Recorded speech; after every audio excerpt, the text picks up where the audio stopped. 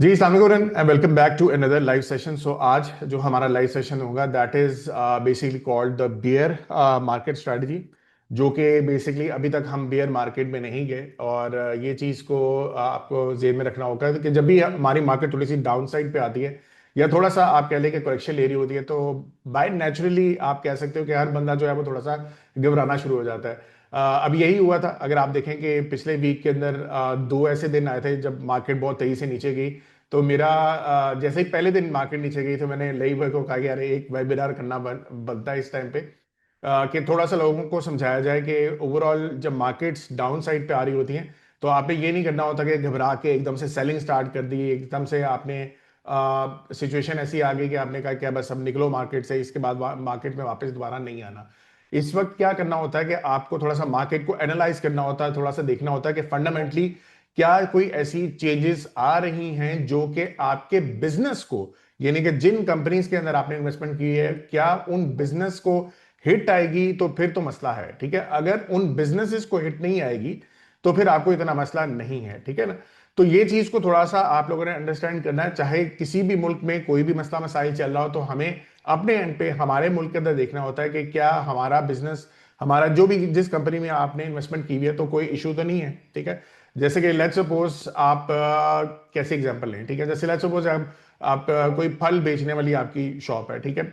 अब आपका जो फ्रूट्स की दुकान है या जो भी है, वो आपके अपने ही सिटी के अंदर वो फ्रूट्स आप इकट्ठे करते हो और अपने ही जो शहरी लोग हैं आप उनको बेचते हो। ठीक है। अब अगर ये हो कि आपके साथ वाले नेबरिंग कंट्री के अंदर कोई वॉर चल रही है या सिचुएशन खराब हुई हुई है, तो इसका मतलब ये नहीं है कि आपका जो वो फ्रूट की दुकान है वो बंद हो जाएगी। ठीक है। आपने यहीं से फ्रूट्स को जमा करना है, वही आपने जो है आगे जाके अपने ही जो कस्टमर्स हैं उनको सेल करना है। ठीक है। तो गिवन के ये हमारी जो फ्रूट की प्राइसेस हैं, लेट्स सपोज एग्जांपल ले रहे हैं कि वो आपकी प्राइसेस जो है वो डिटरमिन नहीं होती बाय नेबरिंग कंट्रीज। ठीक है ना। तो प्राइस जब डिटर्मिनेशन आपके अपने ही मुल्क के अंदर हो रही है, आपका कस्टमर भी आपके मुल्क के अंदर है, आपका वेंडर भी अपने मुल्क के अंदर है, तो इतना ज्यादा आपके बिजनेस के ऊपर उसका असर नहीं आएगा। ठीक है ना। तो ये चीज को ना लॉजिकली आप लोगों ने थोड़ा सा इस तरीके से लेके चलना होता है। अच्छा, इसकी मैंने एक स्लाइड बनाई है, बल्कि लास्ट नाइट आप लोगों ने बोल दिया, जिन लोगों ने देख लिया है तो वो काफी हद तक चीजें उनको मैंने वहीं पे कवर कर लिया था कि किस तरीके से आप लोगों ने मार्केट्स को देखना होता है। फराज ने अपने एंड पे टेक्निकली सारा डिटेल में बता दिया था, मैंने फंडामेंटली थोड़ा सा आप लोगों को बता दिया था। लेकिन यहाँ पे ना मैं थोड़ा सा साइकोलॉजिकली बात करूंगा कि किस तरीके से आप लोगों ने एक मार्केट्स के अंदर जब इन्वेस्टमेंट करते हैं तो उसको लेके चलना होता है। ठीक है। और ये ज्यादा आप समझो कि अपने माइंडसेट की गेम होती है कि ये नहीं करना कि बस आप मार्केट हल्की सी नीचे आई, टेक्निकली नीचे आई, आप एकदम से निकल जाए। काफी ज्यादा लोग नहीं है यहाँ पे, बहुत ज्यादा लोग अभी भी रिसेंटली उन्होंने इन्वेस्टमेंट स्टार्ट किया। हम डाटा ये देख रहे थे कि हर महीने जो है तकरीबन 20,000 25,000 अब अकाउंट खुलना शुरू हो गए हैं इन स्टॉक मार्केट। और ये एक नेचुरल चीज है, आप समझ सकते हैं कि जब भी मार्केट बहुत तेजी से ऊपर जाना शुरू हो जाती है फिर लोगों को थोड़ा सा याद आता है कि यार चलो यार स्टॉक मार्केट के अंदर भी पैसे डालने चाहिए। ऑल्दो फिर भी अभी भी अच्छी लेवल्स पे है हमारी मार्केट। एवरेज तक हम वैल्यूशन में एवरेज तक तकरीबन हम आ चुके हैं, जो कि पहले आज से 2 साल पहले हम बहुत अंडर वैल्यूड लेवल्स पे थे। ठीक है। अच्छा, खैर प्राइस अर्निंग्स वाली चीज होती है, ये आगे जाके भी थोड़ा सा डिस्कस करते हैं। पहले हम थोड़ा सा साइकोलॉजी के ऊपर बात करते हैं और जो चीजें हमने आज इसको डिटेल में डिस्कस करना है पहले हम वो करेंगे। फिर मैं कोशिश ये करूंगा कि हम थोड़ा सा फंडामेंटली चीजों को डिफाइन करके किस तरीके से हमने अपने एंड पे बाकी चीजों को भी देखना है, और मैं क्वेश्चंस के ऊपर आज ज्यादा फोकस करूंगा। ठीक है। सो दिबियर मार्केट स्ट्रेटजी नाम तो यही है, मैंने इसका टाइटल वेबिनार का दे दिया था, बट मेरे ख्याल से अभी तक हम बेयर मार्केट में नहीं गए। ये है कि थोड़ा सा हम अब रीचेक करेंगे कि सिचुएशन हमारी क्या बन रही है। सो आज सबसे पहला जो टास्क होगा, हम थोड़ा सा साइकोलॉजिकल एक चेक, एक इसको मैंने नाम दिया है कि इज माई वर्किंग कंप्लीट और नॉट। ठीक है। जब भी आप किसी स्टॉक में इन्वेस्टमेंट कर रहे होते हैं या किसी भी इकोनॉमी को, जैसे अगर सपोज यूएस के अंदर आप इन्वेस्टमेंट कर रहे हो या सऊदी अरब में इन्वेस्टमेंट कर रहे हैं या पाकिस्तान में इन्वेस्टमेंट कर रहे हैं, तो हमें सबसे पहले ये देखना है कि क्या वो मार्केट्स इस टाइम पे अट्रैक्टिव लेवल पे हैं या नहीं। ठीक है। या फिर अगर मैं उन मार्केट्स में जा रहा हूं तो मेरी क्या वर्किंग इस लेवल की है कि क्या वो आने वाले वक्त के अंदर जो है वो मुझे स्टॉक्स जो हैं वो अच्छा रिटर्न देंगे या नहीं। ठीक है।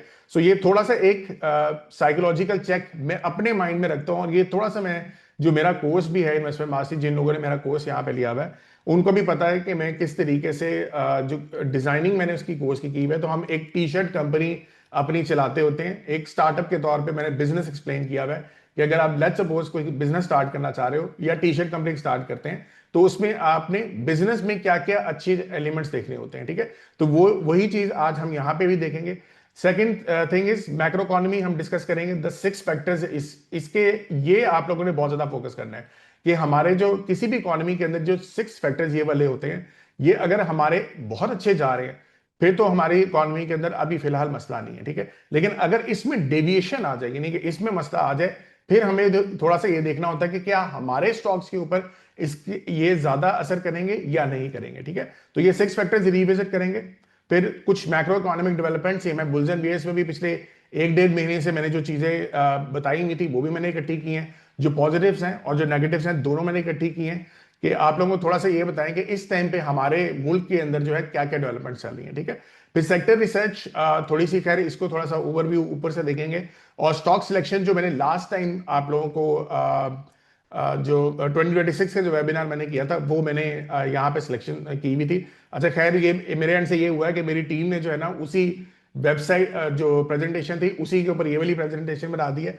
तो मैं आज देख रहा हूँ कि मेरे एंड से वो प्रेजेंटेशन भी मिस आउट हुई हुई है, लेकिन खैर द गुड थिंग इज कि वो वेबिनार जो है रिकॉर्डिंग अवेलेबल है ऑन सरमाई यूट्यूब, तो आप वहां पे जाके भी उसको दोबारा से देख सकते हैं, ठीक है। अच्छा अब हम आते हैं साइकोलॉजिकल चेक के ऊपर भी पहले। अच्छा ये रिजल्ट्स कुछ मैंने रिसेंटली कंपाइल किए हैं।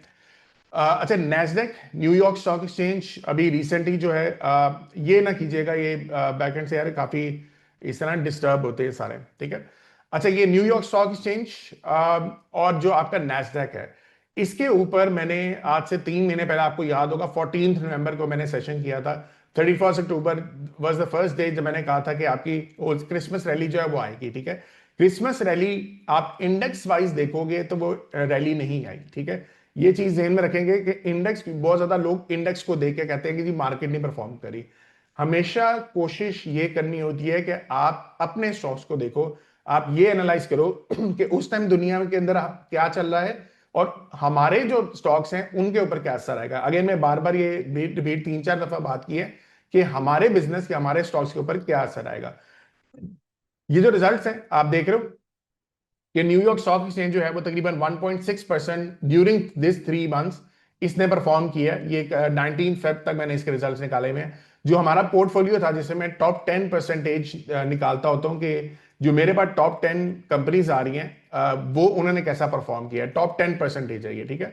तो तकरीबन उसने 6.4% परफॉर्म किया है। सेलेक्टिव स्टॉक्स मेरे वो वाले थे जो कि मैंने बताया था कि मुझे लग रहा है कि ये ज्यादा अच्छा परफॉर्म करेंगे बेस्ड ऑन द सिनेरियो बनता है। वो आप देखो कहां पे मार्केट 1.6 है, कहां पे ये वाले जो सिलेक्टेड स्टॉक्स हैं ये तकरीबन 17% परफॉर्म करें, ठीक है। विच इज एक्सेप्शनल, बहुत अच्छी चीज है। ये हमने मिलके, सबने मिलके वो वेबिनार भी किया था और ये 3 महीने पहले का वेबिनार पड़ा हुआ अवेलेबल पे यूट्यूब पे जाके अभी भी आप लोग देख सकते हो, ठीक है। फिर उसके बाद जो है नैस्डैक के ऊपर आ जाए। नैस्डैक ने इससे भी जबरदस्त परफॉर्म किया है, जहां पे तकरीबन -1% मार्केट अभी भी बिल्कुल 3 महीने के बाद नेगेटिव चल रही है। हमारे पोर्टफोलियो ने तकरीबन 13% किया है और सिलेक्टिव स्टॉक्स ने तकरीबन 24% किया है, विच इज अगेन फिनोमिनल। इतना रिजल्ट आ जाना काफी मुश्किल होता है। यहाँ पे मैं दिखा भी देता हूँ कि आप लोगों को कुछ स्टॉक्स जो मेरे यहाँ पे ज्यादा परफॉर्म किए थे, वो कौन से थे। नैस्डैक जैसे ये नजर आ रहा है, इसमें WDC है, ये वेस्टर्न डिजिटल, ये मैं कब से इन्वेस्टमेंट करवा रहा हूँ, अप्रैल से इसके अंदर इन्वेस्टमेंट करवा रहा हूँ। फिर VICR एक और स्टॉक आया था, ये भी आप जाके देख सकते हो। MYRG है, फिर MXLI, जितने येलो कलर के हैं ये सारे सिलेक्टेड थे, ठीक है।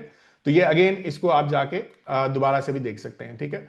अच्छा इसके अंदर मैं क्या दिखाने लगा था आपको, अच्छा यहाँ WDC को हम यहाँ से भी देख सकते हैं।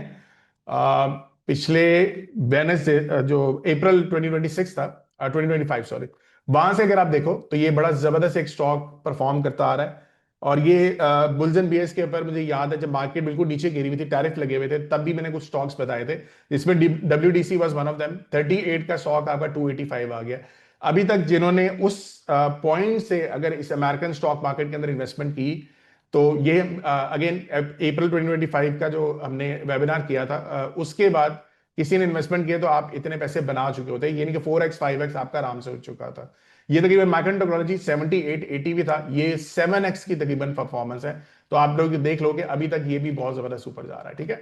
अच्छा, यही चीज अगर हम थोड़ा सा पाकिस्तान मार्केट के ऊपर आ जाए, पाकिस्तान मार्केट में अगर आपको याद होगा, ये अप्रैल 2026 के जो जर पोर्टफोलियो है मैंने यहाँ पे बनाया हुआ है, और ये तीन मैंने सेगमेंट्स इसमें डिफरेंट बनाए हैं। नंबर वन, जो ऑल 2026 की पिक्स थी, तकरीबन 35 के करीब हमारी टोटल पिक्स थी, वो मैंने सारी की सारी यहाँ पे एक पिक बनाई हुई है। फिर मैंने सिक्लिकल्स का भी एक पोर्टफोलियो बनाया था, जिसमें मैंने आपको कहा था कि वो सारे आपके स्टॉक्स होते हैं, जब भी आपके इंटरेस्ट रेट नीचे आए तो ये ज्यादा परफॉर्म करते हैं, ठीक है। ये एक पोर्टफोलियो बना हुआ है, और एक पोर्टफोलियो मैंने बनाया हुआ है स्पेशल के नाम से। अच्छा, स्पेशल के नाम से जो पोर्टफोलियो है, this is all the portfolio जो कि आपके वो सेक्टर्स के ऊपर बेस करता है, जो कि मैंने आपको कहा था कि हो सकता है कि आने वाले वक्त के अंदर ये ज्यादा सेक्टर परफॉर्म करेगा, ठीक है। इसमें सीमेंट था, इसमें स्टील था, आपका ऑटो था, और ऑटो पार्ट्स था। अब ये चार सेक्टर्स में आपको क्यों बता रहा हूं, क्योंकि बड़ा एक नेचुरल चीज बनती है कि जब आपके इंटरेस्ट रेट नीचे आती है तो आपकी इकोनॉमिक एक्टिविटी ज्यादा बढ़ेगी। जब इकोनॉमिक एक्टिविटी बढ़ेगी तो लोग कंस्ट्रक्शन की तरफ आते हैं, ठीक है। अब जब कंस्ट्रक्शन की तरफ आओगे तो सीमेंट की सेल, स्टील की सेल, तो ये तो आपकी बढ़नी है। फिर उसके अलावा अगर आप देखें तो गाड़ियों की सेल्स आजकल बहुत ज्यादा बढ़ रही है, बल्कि ऑटो फाइनेंसिंग ज्यादा, बहुत ज्यादा लोग आहिस्ता आहिस्ता करना शुरू हो गए हैं। पैसा हो या ना हो, बस गाड़ी लेनी है, दिखाना जरूर है। तो ये आपको पता है कि पाकिस्तानियों की नेचर है। ऊपर से चाइनीज गाड़ियां इतनी जबरदस्त आना शुरू हो गई हैं कि वो कंज्यूमर के पास बहुत जबरदस्त ऑप्शंस हैं, और उससे गाड़ियों की अगेन आप देख रहे हो कि सेल्स बहुत ज्यादा बढ़ रही है। अब गाड़ियों की सेल्स बढ़ेगी तो ऑटो सेक्टर तो बढ़ना है, और फिर आपका जो ऑटो पार्ट्स का सेक्टर है वो भी साथ ही उसके साथ ही बढ़ेगा भी। आपके जो टायर्स हैं वो बिकेंगे, आपके जो ऑटो पार्ट्स की बाकी चीजें हैं वो बिकेंगी, ठीक है। तो ये अगेन आपको ये स्टॉक पोर्टफोलियो थोड़ा बहुत नजर भी आ रहा होगा। ये वो अगेन 2026 की पिक्स हैं। बेस्ट परफॉर्मर अभी तक साजगर जा रहा है, वो आप देख रहे हैं कि टैंक 500 अभी आई है, तो उसकी सेल्स बहुत अच्छी चली गई हैं, और एक्सपेक्टेशन ये भी थी कि ये अच्छी कैटेगरी के अंदर इन्होंने लॉन्च किया जिसमें कंपटीशन कोई नहीं था। आप देखो ना कि 2 करोड़ या 2.5 करोड़ के ऊपर उन्होंने गाड़ी को लॉन्च किया है, जो कि अगर मुझे जो लोग फॉलो करते हैं तो 1 साल पहले एग्जैक्टली तकरीबन मैंने साजगर के ऊपर जब वीडियो बनाई थी तो मैंने ये कहा था कि हो सकता है कि 3.5 करोड़ रुपए की टैंक 500 को लॉन्च करें। उस टाइम पे कंपनी ने कहा था, ठीक है, ये मैं अपनी तरफ से नहीं कह रहा, कंपनी ने कहा था, ठीक है। लेकिन जब लॉन्च किया तो 2 करोड़ 2.25 करोड़ की रेंज में कर दिए, विच इज एक्सेप्शनल, मतलब माइंड ब्लोइंग रेट है। तो उसके बाद अगर आप देखो इस कैटेगरी के अंदर भी कोई ऐसी गाड़ियां मौजूद नहीं है, तो इस वजह से अगर आप देखो साजगर के अंदर और इन्वेस्टमेंट आई, और इस टाइम पे मेरे ख्याल से मेरा पोर्टफोलियो का बेस्ट परफॉर्मर फिलहाल यही चल रहा है। फिर एटलस होंडा देख लें, निषाद पावर भी अगेन, अब ये पावर कंपनी नहीं रही, ये अगेन जो जायको की सेल्स वगैरह होगी वो इसके अंदर ज्यादा नजर आएगी। सर्विस इंडस्ट्रीज बहुत कम ब्रोकर्स ने इसकी कॉल दी हुई थी। मैंने कहा था कि मुझे बहुत अच्छा स्टॉक लगता है, बहुत अच्छी कंपनी है, बहुत तेजी से इसने परफॉर्म किया है, और अब तक जो है वो देख लें ये भी परफॉर्मेंस इसकी जा रही है। फिर बलोचिस्तान व्हील, ये भी मेरे ख्याल से किसी ब्रोकर ने नहीं इसकी कॉल दी हुई। मैंने सिंपल कहा था कि आपके टायर्स बिकने हैं, ठीक है ना। तो जब बिकेंगे तो मुझे एक स्टॉक लग रहा था कि ये भी आगे अच्छा परफॉर्म करेगा, ये भी देख लें काफी अच्छा परफॉर्म कर रहा है। अब इसमें देखो एक चीज को समझने वाली बात है कि आपके कुछ स्टॉक्स नेगेटिव भी हैं, ठीक है, जिसमें आईएसएल नेगेटिव है, मुगल नेगेटिव है, ये दोनों नेगेटिव स्टील वाले सेक्टर के नेगेटिव हैं। और ये अगर आपको याद होगा कि मैंने जब वेबिनार हुआ था तब मैंने कहा था कि रॉ मटेरियल की प्राइसेस स्टील की जो परफॉर्मेंस के ऊपर बहुत ज्यादा असर करते हैं, ठीक है। चाइना के अंदर से डिमांड अगर आपकी कम होगी, स्टील की प्राइसेस की इंटरनेशनल प्राइसेस नीचे गिर जाती हैं, और हमारे पाकिस्तान के अंदर जो प्राइसेस निकाली जाती हैं वो भी इसी बेस पे निकाली जाती है। तो जहां पे डिमांड क्रिएट होगी वहां पे थोड़ा सा हमें ये चीज को भी देखना होगा। डिस्पाइट दैट फैक्ट, ये देखो मेरे पोर्टफोलियो में डली भी हुई है, मेरा फिर भी पोर्टफोलियो जो है, मार्केट तकरीबन 7-8% नीचे है, मेरा पोर्टफोलियो अभी भी दिस इज रफली अराउंड 0.2% अप, ठीक है। तो ये चीज फोकस हमारा किस चीज पे होना चाहिए कि हम कम से कम ऐसे स्टॉक्स, ऐसे सेक्टर्स जो हैं उनके अंदर इन्वेस्टमेंट करें जहां पे हमें लग रहा हो कि यार ये आने वाले वक्त के अंदर इनका बिजनेस जो है वो ज्यादा असर नहीं करेगा, ठीक है। इसी वजह से ये वाला पोर्टफोलियो तकरीबन 0.2% ऊपर है, ठीक है। अच्छा, एक और चीज अगर आप लोगों को याद होगा तो मैंने बाकायदा तौर पे वेबिनार के अंदर एक चीज को हाईलाइट किया था। अच्छा, ये मेरे ख्याल से मैंने कहां पे खोला हुआ है, हाँ यहाँ पे खोला हुआ, ठीक है। ये मैंने यहां पे हाईलाइट किया था, ये देख रहे हो साजगर के आगे मैंने फंडामेंटली स्ट्रॉन्ग और एग्रेसिव एक दो चीजें लिखी हुई हैं। अब ये जो मेरे स्टूडेंट्स हैं उनको एक आइडिया है कि मैं एक मॉडल, मेरा मॉडल है इन्वेस्टर जीनी के नाम से, अब ये तकरीबन सरमाया स्कोर के अंदर भी हमने इस चीज को ऐड कर दिया हुआ है, आप उसको भी यूज कर सकते हैं। ये थोड़ा सा चेंज है वहां पे सरमाया स्कोर के अंदर, इसमें एक दो चीजें और आपने ऐड इन करके देखनी होती है। तो ये वाले जो स्कोर था, जो एग्रेसिव वाला स्कोर था, इसको मैं ज्यादा फोकस करता हूं। और मैं कहता हूं कि जो कंपनीज का एग्रेसिव स्कोर ज्यादा आ रहा है उसकी एक लिस्ट आप अलग बना लो। ये वेबिनार के अंदर भी मैंने कहा था कि किसी ने थोड़ा सा स्टॉक ज्यादा लग रहे हैं, तो अगर आपने कम करना है तो कोशिश करें एग्रेसिव वाले कर लो, और साथ में जो सेक्टर्स मैंने 4 बताए इस पे ज्यादा फोकस करना, ठीक है। Cement, steel, auto and auto parts, ठीक है। अब यहां पे इनको, इसका पोर्टफोलियो मैंने खैर नहीं बनाया था, लेकिन मैं यहां पे इसको मैंने इकट्ठा किया और मैंने इसके रिजल्ट्स भी अभी देखे हैं, ठीक है। ये 17 तक मैंने निकाले हुए थे, 19 को 2 दिन नहीं मिले, ये एक्सेल में मैंने बनाया हुआ था। तो मार्केट अगर आप देखो -5% है, ये पोर्टफोलियो अभी भी 2.4% पे परफॉर्म कर रहा है, ठीक है। ये सारे स्टॉक्स हैं जो वो आप दोबारा जाके रीचेक भी कर लीजिएगा, जो हमारे एग्रेसिव में आ रहे थे, यानी कि जो इन्वेस्टर जिनी एग्रेसिव मेरा जो मॉडल है उसके मुताबिक आ रहे थे। अब बात समझने वाली ये है कि ये परफॉर्मेंस अच्छा, इसमें भी नेगेटिव है कुछ, ये देखो आप GCIL नेगेटिव है, फिर उसके बाद सर्ल आपका थोड़ा सा नेगेटिव आ रहा है, but despite that fact overall आपका जो पोर्टफोलियो है वो अच्छा परफॉर्म कर रहा है, उल्टा पॉजिटिव है। जहां पे मार्केट नीचे है ये पॉजिटिव है। अब ये पॉजिटिव क्यों है, that is the main question, ठीक है। इसमें बैंक्स भी आ रहे हैं, इसमें फार्मास्यूटिकल भी हैं, सारे हैं। ये जो है मैंने जो पोर्टफोलियो या जो मॉडल बनाया हुआ है, जो अब सरमाया स्कोर पे भी आप लोग देख रहे हैं और उसको यूज भी आप लोगों ने अगर आप करना चाहते हो आप कर सकते हो। ये टेक्निक्स मैंने सारी पिछले 2013 से मैं इसके अंदर इन्वेस्टमेंट कर रहा हूं, और जो लोग मुझे जानते हैं मैं हर वीक के अंदर कोई ना कोई नई चीज ऐड इन कर रहा होता है या कोई ना कोई चीज नई सीख रहा होता हूं। तो मैंने हिस्टोरिकली सारी मार्केट्स के अंदर जो मुझे लगता है कि इन्वेस्टर ये पॉइंट्स देख रहा होता है, वो मैंने सारे पॉइंट्स इकट्ठे किए हैं, और उसकी बेस के ऊपर जब मैंने रिजल्ट्स निकाले तो आप देख रहे हो कि यूएस मार्केट के अंदर भी वही स्टॉक्स उसी तरीके से परफॉर्म करें। सेम प्रिंसिपल वहां पे अप्लाई किया, सेम प्रिंसिपल मैंने पाकिस्तान मार्केट में अप्लाई किया, ठीक है।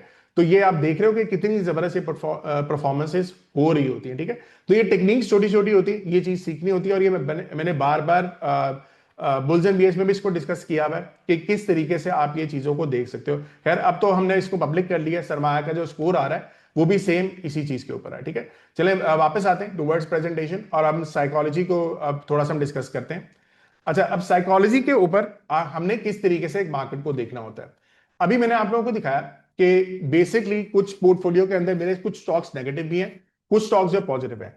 अब आपने सोचना कैसे है, ठीक है। अब आपने सोचना ऐसे है कि लेट्स सपोज आप एक टी शर्ट कंपनी जो है वो स्टार्ट कर रहे हो, ठीक है। And this is very important, ये समझने वाली बात है, ताकि इस पर जरा फोकस करिएगा कि मैं बात क्या कर रहा हूं। कि लेट्स सपोज अगर आप एक टी शर्ट कंपनी को स्टार्ट कर रहे हो, ठीक है, आपने बिजनेस करना है।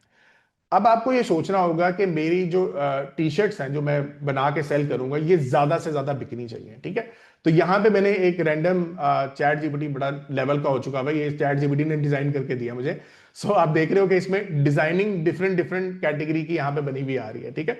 अच्छा, जब आप इसको अपनी टी शर्ट्स डिजाइन करोगे या इनको सेल करोगे, तो थोड़ा सा आपके माइंड में होगा कि यार कुछ हो सकता है कि टी शर्ट्स मेरी ज्यादा ना बिके, ठीक है ना। कुछ जो हैं वो बहुत अच्छी रहेंगी, बहुत ज्यादा सेल हो जाएंगी। तो कोई ना कोई कहीं ना कहीं कोई मसला तो लाजमी आएगा। कोई जो है बिल्कुल ब्रेक इवन पे होगी। लेट्स सपोज वो 10 लाख रुपए की आपने वो टी शर्ट बनाई, अब वो 10 लाख की ही सेल हो पाई है, तो ब्रेक इवन किया आपने। एक शर्ट आपकी बहुत हिट हो गई, 10 लाख रुपए की आपने टी शर्ट्स बनाई, 30 लाख रुपए की आपकी वो सेल हो गई, तो वो हिट हो गई आपकी शर्ट, ठीक है।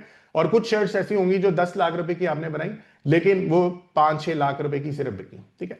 लेकिन कंबाइंड ओवरऑल हमने बिजनेस कैसे करना है कि हमारी सारी शेयर्स जो है कम से कम जो है वो ज्यादा थोड़ी सी बिक जाए, ओवरऑल जो है हमारा सीजन कह लो या वो साल कह लो वो ज्यादा अच्छा परफॉर्म करे, ठीक है। तो ये साइकोलॉजिकली जब भी आप स्टॉक्स की भी इन्वेस्टमेंट करोगे, आप इस तरीके से करना। अब आप ये सोचो कि इसके अंदर हमें क्या क्या चीजों को देखना है।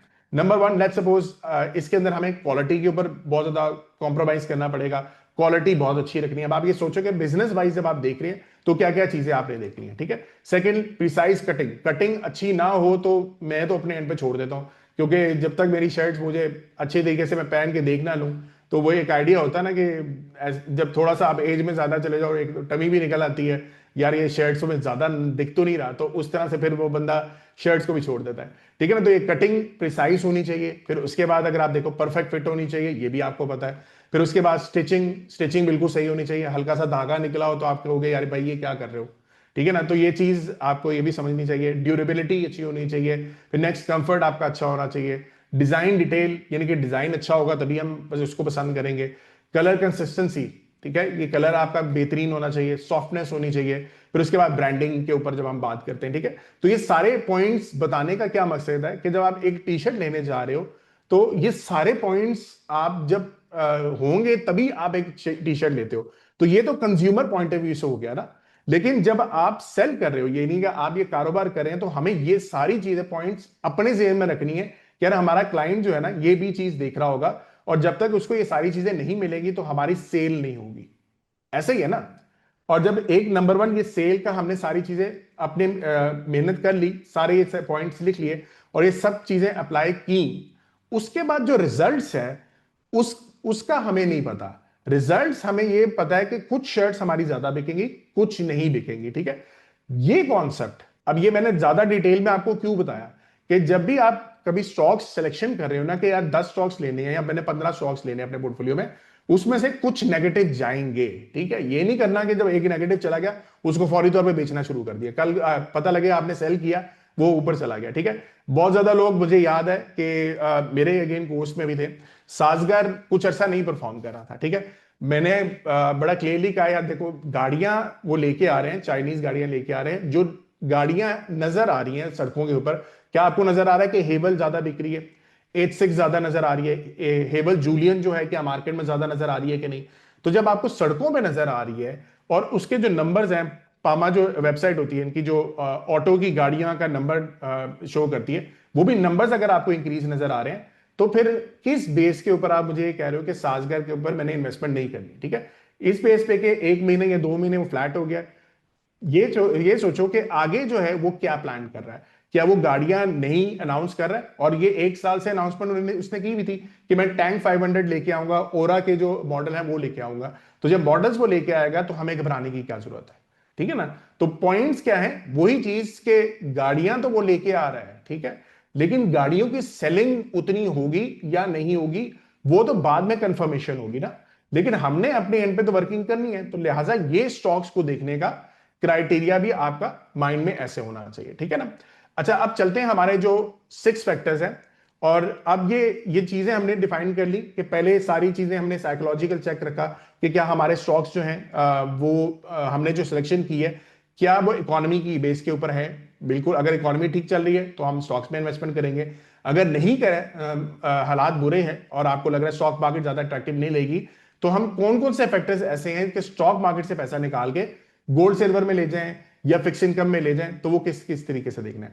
अब सबसे पहले हम बात करते हैं मैक्रो इकोनॉमी के ऊपर, जो फैक्टर्स आपके स्टॉक मार्केट्स के ऊपर अप्लाई होते हैं। अगर ये सारे फैक्टर्स गलत साइड पे जाना शुरू हो जाएं फिर तो इशू है, ठीक है। लेकिन अगर नहीं जा रहे तो हमें थोड़ा सा इस तरह से देखना होगा कि सिचुएशन अगर बेहतर है तो हम फिर भी अभी अपने मार्केट के अंदर एक्सपोजर रखेंगे, ठीक है। सबसे पहले आपकी इन्फ्लेशन आती है। महंगाई अगर आपकी ज्यादा बढ़ना शुरू हो जाए तो फिर तो हमारे मुल्क के अंदर मसला आ जाता है। ये देखो, अगर महंगाई, या ये नंबर आपको नजर आ रहा है, तकरीबन इस टाइम पे 6-7% के पास हमारी महंगाई है। रिसेंटली जो है वो थोड़ी सी बढ़ गई है, और ये ईयर ऑन ईयर देखा जाता है। ये चीज ध्यान में रखिएगा कि हमारा जो ये नंबर अभी आ रहा है 5% या 6% जो आ रहा है, ये पिछले साल से हमारी महंगाई इतनी थोड़ी सी बढ़ी है। हमारा स्टेट बैंक जो है वो कहता है कि 5 to 7% के दरमियान हमारी इन्फ्लेशन रहनी चाहिए। क्या ये नंबर उस रेंज के अंदर है? अगर उस रेंज के अंदर है तो इतने घबराने की जरूरत नहीं है। अभी देख लें ये रेंज के अंदर है। खुदा ना खास्ता ईरान का मसला आता है, ईरान यूएस का मसला आता है, तो सबसे पहले ऑयल का रेट ज्यादा ऊपर, वैसे चला गया थोड़ा सा ऊपर, और ज्यादा जा सकता है। और अगर वो जाएगा और पाकिस्तान के अंदर हम इंपोर्ट कर रहे हैं ऑयल, तो वो फिर हमारी इन्फ्लेशन वहां से हिट हो सकती है, ठीक है। उसकी वजह से मार्केट प्रेशर में आ सकती है। लेकिन अभी तक जितनी आ गई, मुझे लगता है ये भी काफी हद तक आ गई है। इसको दोबारा से यहां से थोड़ा सा रिवर्स करना चाहिए। बहरहाल ये अगेन फराज ने भी अपने एंड पे रात को जो 3 सिनेरियोज दिए थे, उसमें 1-2 सिनेरियोज में यही था कि मार्केट को थोड़ा सा रिवर्स करना चाहिए, ठीक है। इन्फ्लेशन वाइज अगर फंडामेंटली बात की जाए तो ये हमारा टिक मार्क आ गया, ये हमारे इसमें कोई मसला नहीं है। नेक्स्ट चलते हैं इंटरेस्ट रेट। क्या शरह सूद जो है हमारे मुल्क के अंदर वो नीचे आ रही है कि नहीं। अच्छा, ये सरमाया के ऊपर जो है ये पिक्चर अवेलेबल भी है, हमने सरमाया की वेबसाइट के ऊपर इंटरेस्ट रेट और इन्फ्लेशन का डाटा भी वहां पे डाल दिया है। यहां पे अगेन आप देखो, इंटरेस्ट रेट क्या हो रहा है कि शरह सूद हमारी नीचे आ रही है। शरह सूद हमारी नीचे आएगी तो क्या होगा कि आपकी जो कंपनीज हैं वो बैंक से लोन लेंगी, लोन सस्ते रेट में मिलेगा, लोन ज्यादा मिलेगा, प्रोडक्शन करेंगे, प्रोडक्शन करेंगे, एक्टिविटी बढ़ेगी, एक्टिविटी बढ़ेगी तो लोग ज्यादा पैसे जो है उनके पास आएगा, स्पेंडिंग पावर आएगी। जो स्पेंडिंग पावर आएगी तो अगेन जो बिजनेस जो है वो ज्यादा परफॉर्म करेंगे, और अगेन जब बिजनेस परफॉर्म करेंगे स्टॉक्स परफॉर्मेंस करते हैं। सो इस टाइम पे इंटरेस्ट रेट के ऊपर भी बात कर लें तो ये भी अगेन हमारा टिक मार्क आ रहा है। उसके बाद आते हैं बॉन्ड्स एंड टी बिल्स के रेट। ठीक है, ये आपके जो फिक्स इनकम का रेट है इसके ऊपर हम थोड़ा सा देखेंगे कि क्या ये तो नहीं बढ़ना शुरू हो गए। ठीक है, तो रिसेंटली अगर आप देखते हैं ये बॉन्ड्स का रेट अगर आप देखो तो ये टी बिल्स का रेट हमारा नीचे आता जा रहा है मुसलसल, और बॉन्ड्स का भी रेट हमारा नीचे आ रहा है। सो ये हमें क्या बता रहा है कि जो आपका इंस्टीट्यूशनल इन्वेस्टर होगा वो ये सोच रहा है कि यार अगर आज के दिन मैं टी बिल्स या बॉन्ड्स में इन्वेस्टमेंट करूंगा तो मुझे 10% रिटर्न मिलेगा एक साल के बाद। ठीक है ना, ये एक फिक्स इनकम का रेट होता है कि अगर आज के दिन अगर आप इन्वेस्टमेंट करेंगे तो रफली एक साल के बेस के ऊपर, एनुअल बेस के ऊपर आपको तकरीबन 10% का रिटर्न मिलेगा। क्योंकि देखिए यहां पे ये 9-10% आ गया ना, यहां पे भी तकरीबन उतना चल रहा है, 10 के पास है। अब आपका जो इंस्टीट्यूशनल इन्वेस्टर होता है वो दो चीजें देख रहा होता है, आपका फिक्स इनकम का रेट क्या चल रहा है, ठीक है, और वो क्या डिक्लाइन कर रहा है कि इंक्रीज कर रहा है। ठीक है, पहली चीज 10% चल रहा है, दूसरी चीज डिक्लाइन कर रहा है। जो डिक्लाइन करेगा तो अगर कल को इंटरेस्ट रेट और नीचे आते हैं तो फिक्स इनकम का रेट भी आपका नीचे आ जाएगा। ठीक है ना, तो इंस्टीट्यूशन वैसे ये सोच रहा है कि यार स्टॉक मार्केट के ऊपर एवरेज पाकिस्तान के अंदर हर साल अगर एवरेज देखी जाए 15 से 18% के दरमियान मुझे रिटर्न मिल जाता है। ठीक है, और यहां पे फिक्स इनकम के अंदर अगर मैं इन्वेस्टमेंट करूंगा तो एक तो नंबर 1 10% का रिटर्न मुझे मिल रहा है और ये डिक्लाइन भी कर रहा है। तो क्या मुझे फिक्स इनकम में जाना चाहिए या नहीं? तो पहली चीज वो नहीं सोचेगा कि इस टाइम पे मुझे इधर इन्वेस्टमेंट नहीं करनी। ठीक है ना, तो ये पॉइंट भी हमारा आ गया जिसकी वजह से आप समझो कि ये भी मेरा जो पॉइंट है वो पॉजिटिव हो गया। ठीक है, अच्छा अब इसको दोबारा हम यहां पे स्टार्ट करते हैं और उसके बाद हम आते हैं करंट अकाउंट के ऊपर। करंट अकाउंट जो है आपको पता कि ये पिछले मैं बुल्स एंड बीयर्स में बार बार कह रहा था कि ये वाला इशू थोड़ा सा हमारा आना शुरू हो गया कि जहां पे जो रेट है हमारा वो इंपोर्ट्स हमारी थोड़ी सी ज्यादा बढ़ना शुरू हो गई और एक्सपोर्ट हम कम कर रहे हैं। एक्सपोर्ट के ऊपर हमारा हम शुरू से ही मसला चलता आ रहा है, बहुत अरसे से हम कोशिश ये कर रहे हैं कि करंट अकाउंट को किसी तरीके से कंट्रोल कर ले, लेकिन यहां पे भी अगेन करंट अकाउंट के अंदर भी रिसेंटली जो जनवरी का डाटा आया अगेन हम करंट अकाउंट में दोबारा सरप्लस वाली साइड पे आ गए। ठीक है, ये देखो आप करंट अकाउंट का नंबर जो है कैसा आ रहा है आपका, अब ये थोड़ा सा इंक्रीज वाली साइड पे आना शुरू हो गया। ठीक है, which is again good for us, और जब तक ये हमारा सिनेरियो रहेगा अगेन हमारा जो ये वाला फैक्टर भी है ये भी हमारा टिक मार्क के तौर पे आ गया। ठीक है, नेक्स्ट चलते हैं फिजिकल अकाउंट, ये हमारा फिफ्थ फैक्टर है। और फिजिकल अकाउंट क्या होता है कि आपका टैक्स कितना आप ले रहे हो और एक्सपेंडिचर आप कितना करें, खर्चा कितना करें। तो अगर आपका टैक्स ज्यादा गवर्नमेंट इकट्ठा कर रही है, वो आप लोग देख भी रहे हैं कि सैलरी के क्लास के ऊपर ठीक ठाक बर्डन डाला हुआ है और वहां से अच्छा खासा टैक्स इकट्ठा कर रहे हैं, मतलब ठीक है हम पे बोझ आ गया लेकिन टैक्स भी तो इकट्ठा हो गया, तो गवर्नमेंट लेवल के ऊपर ये चीज हमारी थोड़ी सी बेहतर हुई। तो आप फिजिकल अकाउंट को यहां पे देखा जाता है जीडीपी के साथ कि ये थोड़ा सा इंप्रूव करना चाहिए। वैसे हमेशा से कंट्रीज का नेगेटिव ही रहा है, आप टैक्स ज्यादा नहीं जमा कर पाते हो और जो गवर्नमेंट्स होती हैं वो फिर क्या करती हैं टी बिल्स या बॉन्ड से पैसा इकट्ठा करती हैं। ठीक है, तो फिलहाल अगर आप देखो ये भी नंबर इंप्रूव कर रहा है।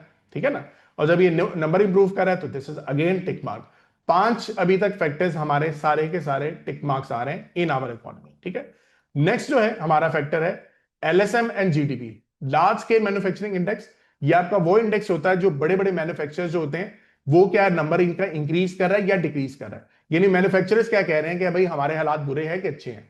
तो इसको देखने के लिए हम क्या करते हैं एलएसएम के नंबर को देखते हैं। ठीक है, अच्छा अब एलएसएम के नंबर को देखने के लिए हम पहले क्या करते हैं, यहाँ पे ये टॉप लाइन वालों ने शेयर किया हुआ है, ये देखो नंबर कहां पे जा रहा है हमारा ऑल टाइम, तकरीबन जितनी रेंज यहाँ पे बन रही है उसमें तकरीबन ये बढ़ता ही जा रहा है।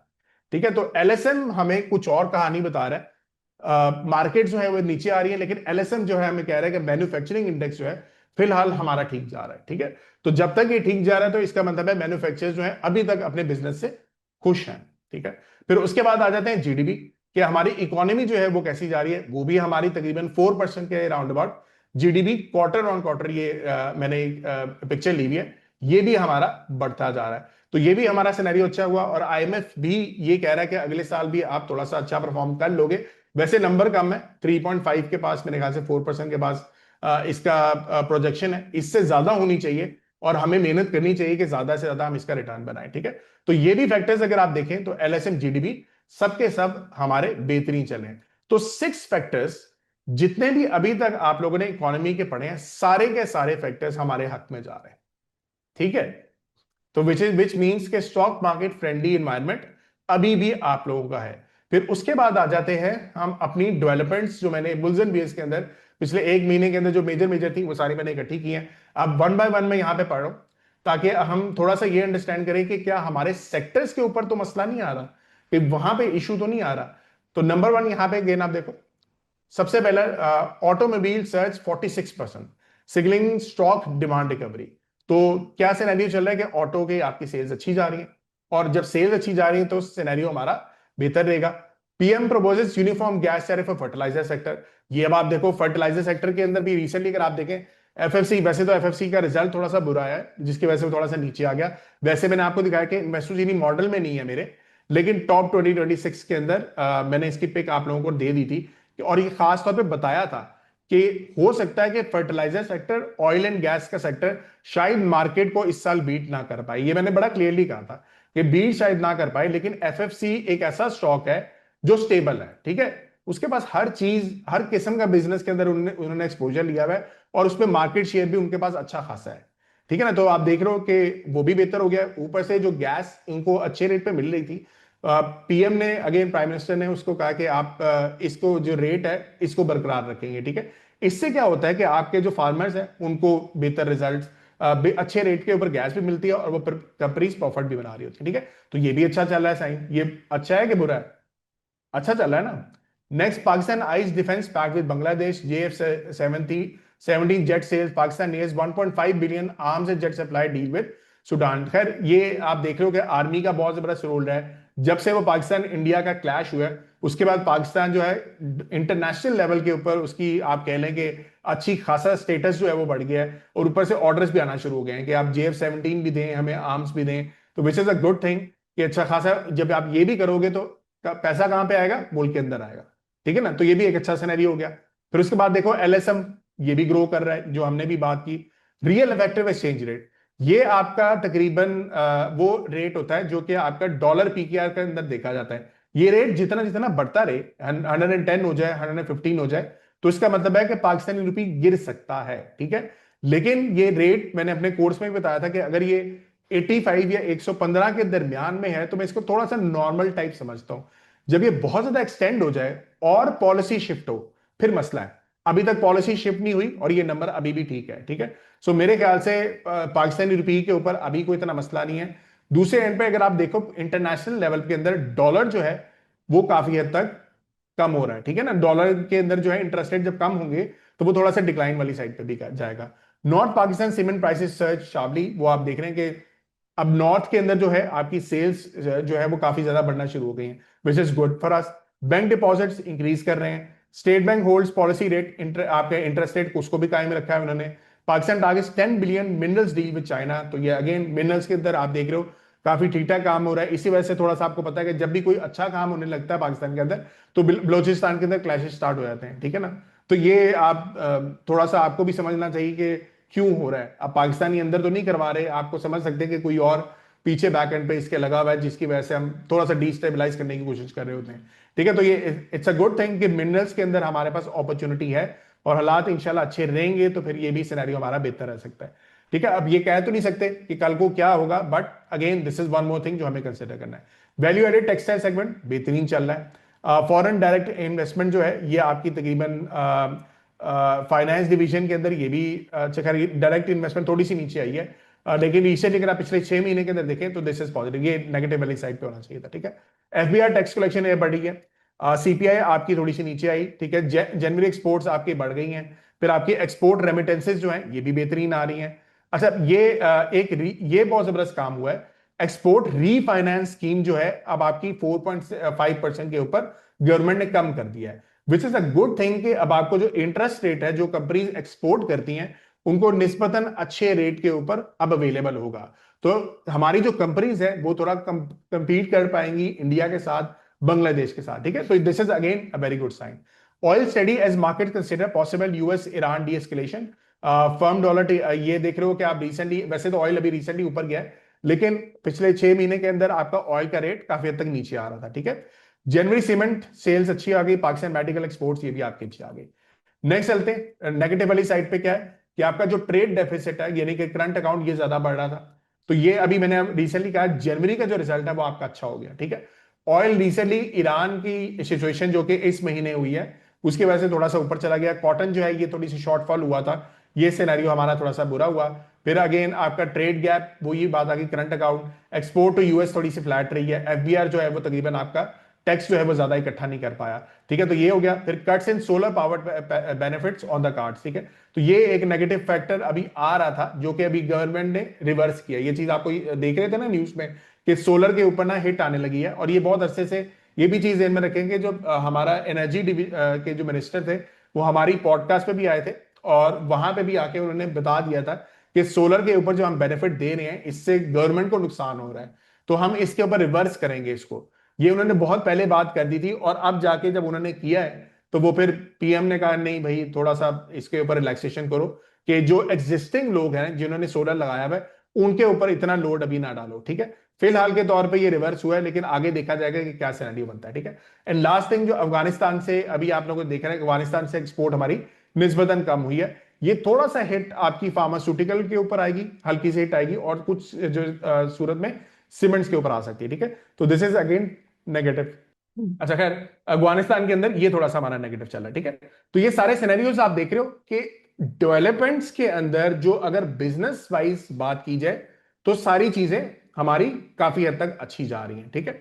अच्छा, अब हम आते हैं दो चीजों के ऊपर, दो चीजें और आती हैं। एक मैक्रो इकोनॉमी के अंदर एक और हम चीजों को डिस्कस करते हैं कि वहां पे क्या डेवलपमेंट चल रही है, और एक हम डिस्कस करेंगे कि इंटरनेशनली हमारे पाकिस्तान के अंदर अगर इंटरेस्ट रेट हमारा नीचे आ रहा है तो हमारा जो माइंड होना चाहिए वो कैसे हमने उसको डेवलप करना है, या किस तरीके से हमने इन्वेस्टमेंट को डिसाइड करना है।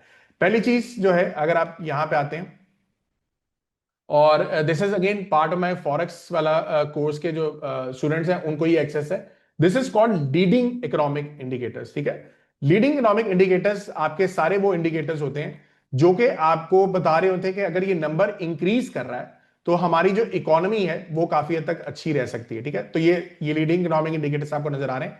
तो ये सारे नंबर जो हैं ये 5-6 फैक्टर्स के ऊपर बने होते हैं। एक मैन्युफैक्चरिंग इंडेक्स जो अभी मैंने आपको पाकिस्तान का दिखाया, इस तरीके से इंटरनेशनली अमेरिका के भी हैं, बाकी कंट्रीज के भी हैं, वहां पे दो बने हुए हैं, ठीक है। एक मैन्युफैक्चरिंग होता है और एक सर्विस का भी होता है। फिर इसके अलावा एक बिल्डिंग परमिट्स होती हैं कि आप कितनी बिल्डिंग की परमिशंस ले रहे हो कि मैंने बिल्डिंग्स बनानी है, ठीक है। तो ये लीडिंग इकोनॉमिक इंडिकेटर्स, आप समझो कि बिल्डिंग कब लोग बनाएंगे, जब उनको लग रहा है कि यार मेरी बिल्डिंग बिकेगी आगे। डेवलपर्स तभी बनाते हैं ना, तो वो नंबर जो है दिस इज वेरी इंपॉर्टेंट।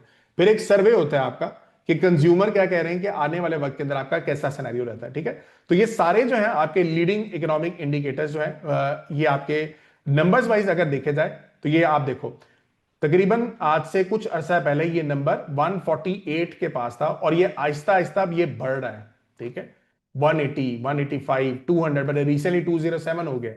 यानी कि इंटरनेशनली तकरीबन 9 कंट्रीज मैंने यहां पे इकट्ठी की हुई है, जिसमें Australia, Canada, China, euro, Japan, New Zealand, सारे कंट्रीज हैं, ठीक है। और यहाँ पे अगेन देखो यूके का बहुत जबरदस्त आ रहा है, 90 से लेके 104 तक ये नंबर इंक्रीज कर रहा है, ठीक है। यूएसए का भी 95 से तकरीबन 101 आ गया। अब बेस्ड ऑन दिस, क्या मैं ये कह सकता हूं कि यार हालात दुनिया के खराब हो रहे हैं और दुनिया के मार्केट जो है वो गिर सकती हैं, ठीक है। समझे बात को, कि नंबर लीडिंग इकोनॉमिक इंडिकेटर जब बढ़ा होता है ना तो आपकी स्टॉक मार्केट्स के अंदर हालात थोड़े से बेहतर रहते हैं, और जब ये नंबर नीचे आता है तो तकरीबन 3 से 6 महीने के बाद, 3 से 6 महीने के बाद जाके आपकी मार्केट्स नीचे गिरना शुरू होती हैं, ठीक है। पहले नहीं गिरती, बाद में गिरती हैं। अब यही चीज अब अगर आप देखो, मेरे ख्याल से मैं एक वाहिद ही बंदा हूं, एनालिस्ट होऊंगा, जो मैं इंटरनेशनली कह रहा हूं कि हालात आपके अच्छे रहेंगे और आपकी मार्केट जो है परफॉर्म करेंगी। सिर्फ US 100 जो है ये तकरीबन थोड़ा सा प्रेशर में है, और ये भी सिर्फ वो 7 बड़े बड़े स्टॉक्स हैं जो मैग्निफिसेंट 7 आते हैं उसकी वजह से प्रेशर में है। ये देख रहे हो आप, ये प्रेशर में है। लेकिन अगर आप यही US 30 पे चले जाओ, यानी कि टॉप 30 कंपनीज को देखें, तो ये तो ऊपर जा रहे हैं। तो इसका मतलब है सिर्फ आईटी की कुछ कंपनीज, ये वो वाली भी नहीं जिसपे हमने इन्वेस्टमेंट की हुई, हमारे इन्वेस्टमेंट तो ऊपर जा रही है, कुछ कंपनीज जो है वो बेनिफिट ले रही हैं। और आप देखो जब इंटरेस्ट रेट नीचे आता है तो जाहिर सी बात है मैन्युफैक्चरिंग वाली साइड जो है वो कंपनीज ज्यादा परफॉर्म करेंगी, ठीक है ना। यूएस 2000 पे आ जाओ, ये आपकी टॉप 2000 कंपनीज का जो इंडेक्स है वो क्या जा रहा है, वो भी जबरदस्त ऊपर जा रहा है, कोई मसला है नहीं है, ठीक है। फिर उसके बाद आ जाओ यूके 100, अभी आपको मैंने दिखाया इंडेक्स कि यूके का बहुत तेजी से इंक्रीज कर रहा है। यूके की मार्केट देखो जरा, ये यूके की मार्केट तो बड़े शूट करके ऊपर ही जा रही है। ये लग रहा है कि वहां पे पूरी दुनिया के अंदर कोई मसला आ रहा है तो इनकी स्टॉक मार्केट के ऊपर हिट आ रहा है, ये तो जा रहे हैं ऊपर ही जाती जा रही है। आप समझ रहे हो बात को, कि देखना कैसे है कि अगर आपके नंबर्स खराब हैं फिर मसला है, अगर आपके नंबर्स खराब नहीं है फिर क्यों सोचना है आपने कि यार मार्केट से मैं निकलूं। बात समझो ना इस चीज को, ठीक है। फिर उसके बाद आ जाओ जर्मनी की मार्केट देख लो। जर्मनी की मार्केट क्या कह रही है, यहां पे देखो, ये भी ऊपर जा रही है, बेहतरीन ऊपर जा रही है। जापान की मार्केट देख लें, निकी है आपका, ठीक है, ये इंडेक्स क्या कर रहा है, इसको भी देख लेते हैं, ये भी तकरीबन ऑल टाइम हाई पे है, ठीक है ना। तो ये क्या सिनेरियो बन रहा है, अब आप समझ सकते हो कि जब नंबर्स इंक्रीज करें, बेहतर हो रहे हैं, तो ग्लोबली तो अभी तक मसला नहीं चल रहा है, ठीक है ना। अब हम आते हैं कि भाई अब मैंने आपको ये बता दिया कि ग्लोबली तो सिनेरियो ये चल रहा है, अब पाकिस्तान मार्केट को कैसे देखना है, चलो पाकिस्तान मार्केट को भी देख लेते हैं, ठीक है। अच्छा, अब पाकिस्तान मार्केट के ऊपर आने के लिए हम क्या करेंगे, एक मैंने यहाँ पे पेज खोला हुआ है, हाँ। सो ये एक this is part of my course as well, ये एक पूरा लेक्चर हमने बड़ा डिटेल में बनाया हुआ है, ठीक है। इसके ऊपर मैं आता हूँ और इसको थोड़ा सा यहाँ पे हम डिफाइन करते हैं, केएसए इंटरेस्ट रेट कंपैरिजन, ठीक है। अच्छा, हमारे मुल्क के अंदर जब भी इंटरेस्ट रेट नीचे आते हैं तो आपकी जो मार्केट्स हैं वो बहुत तेजी से ऊपर जाती हैं। आप ये देख रहे हो, ये लाइट ग्रीन कलर, ये डार्क ग्रीन कलर, ये आपके वो सिनेरियोज हैं जब आपके इंटरेस्ट रेट नीचे आ रहे होते हैं। और जब भी ये सिनेरियो होता है तो आपकी मार्केट जो है वो अच्छी खासी तेजी से ऊपर जाती है।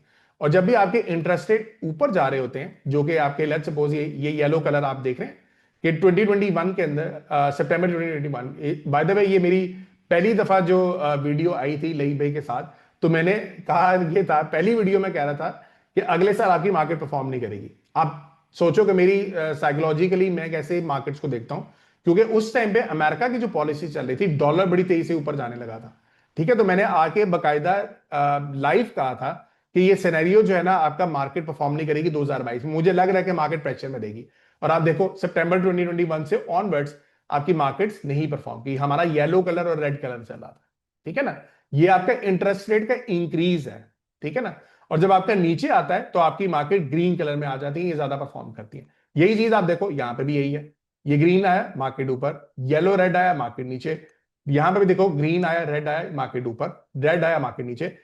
ये देखो 2008 के क्रैश से पहले रेड स्टार्ट हो गया था, ठीक है ना। तो ये आपको पहले से पता लग सकता है कि मार्केट्स आपकी गिरने वाली है, ऊपर जाने वाली है। ये अगेन कोर्स के अंदर मैंने बहुत डिटेल में डिस्कस किया, 2 घंटे का लेक्चर था, तो अभी तो नहीं हम डिस्कस करेंगे कि कैसे हमने इसको बिल्ड किया है।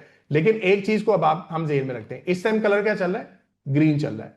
और ग्रीन में आप देखो कुछ मंथ्स आते हैं जहां पे मार्केट नेगेटिव हो जाती है। ये देखो ये गई ना रेड कलर में गई, ये भी रेड है, ये भी रेड है, ये भी रेड चल रहा है, ये भी रेड चल रहा है। तो इसका क्या मतलब है कि आप मार्केट से एग्जिट करोगे। ये देखो पूरा साल जो है कितना ज्यादा नेगेटिव रहा है, लेकिन फिर अगला साल फिर से ऊपर बढ़ना शुरू हो गया। तो जब भी ग्रीन कलर हमारा आता है तो आप एक्सपेक्ट कर सकते हो कि थोड़ा बहुत जिगजैग अगर आ भी जाए, क्या बिजनेस को हिट आ रही है, अगर नहीं आ रही तो हमें घबराने की जरूरत नहीं है, ठीक है। फिलहाल के तौर पे एक आध महीना अभी भी ये देखो आप, ये वाला जो ग्रीन चला इसमें कितने रेड कैंडल्स आई हैं, यानी कि मंथली आपकी रेड कितनी आई है, एक आई, वो भी बहुत छोटी सी आई, ये एक थोड़ी सी बड़ी थी, ठीक है। और उसके बाद ये वाला थोड़ा सा एक महीना ज्यादा लंबा आ गया था आपका, जहां पे मार्केट नीचे आई, ये पाकिस्तान इंडिया वाला जो क्लैश हुआ था, तो ये विक आई भी एक नीचे नजर नहीं आ रही ग्रीन कलर के ऊपर, ये नीचे आई फिर एकदम से शार्पली ऊपर गई, ठीक है। ये अभी आपका एक रेड आया, यहां पे भी मेरे स्टूडेंट्स घबरा गए थे, ठीक है। लेकिन उसके बाद अगर आप देखो तो जो हिस्टोरिकली आपको ग्रीन जो रेड कैंडल्स नजर आ रही है वो ज्यादा है, अभी एक आध आई है तो हम थोड़े से घबरा गए।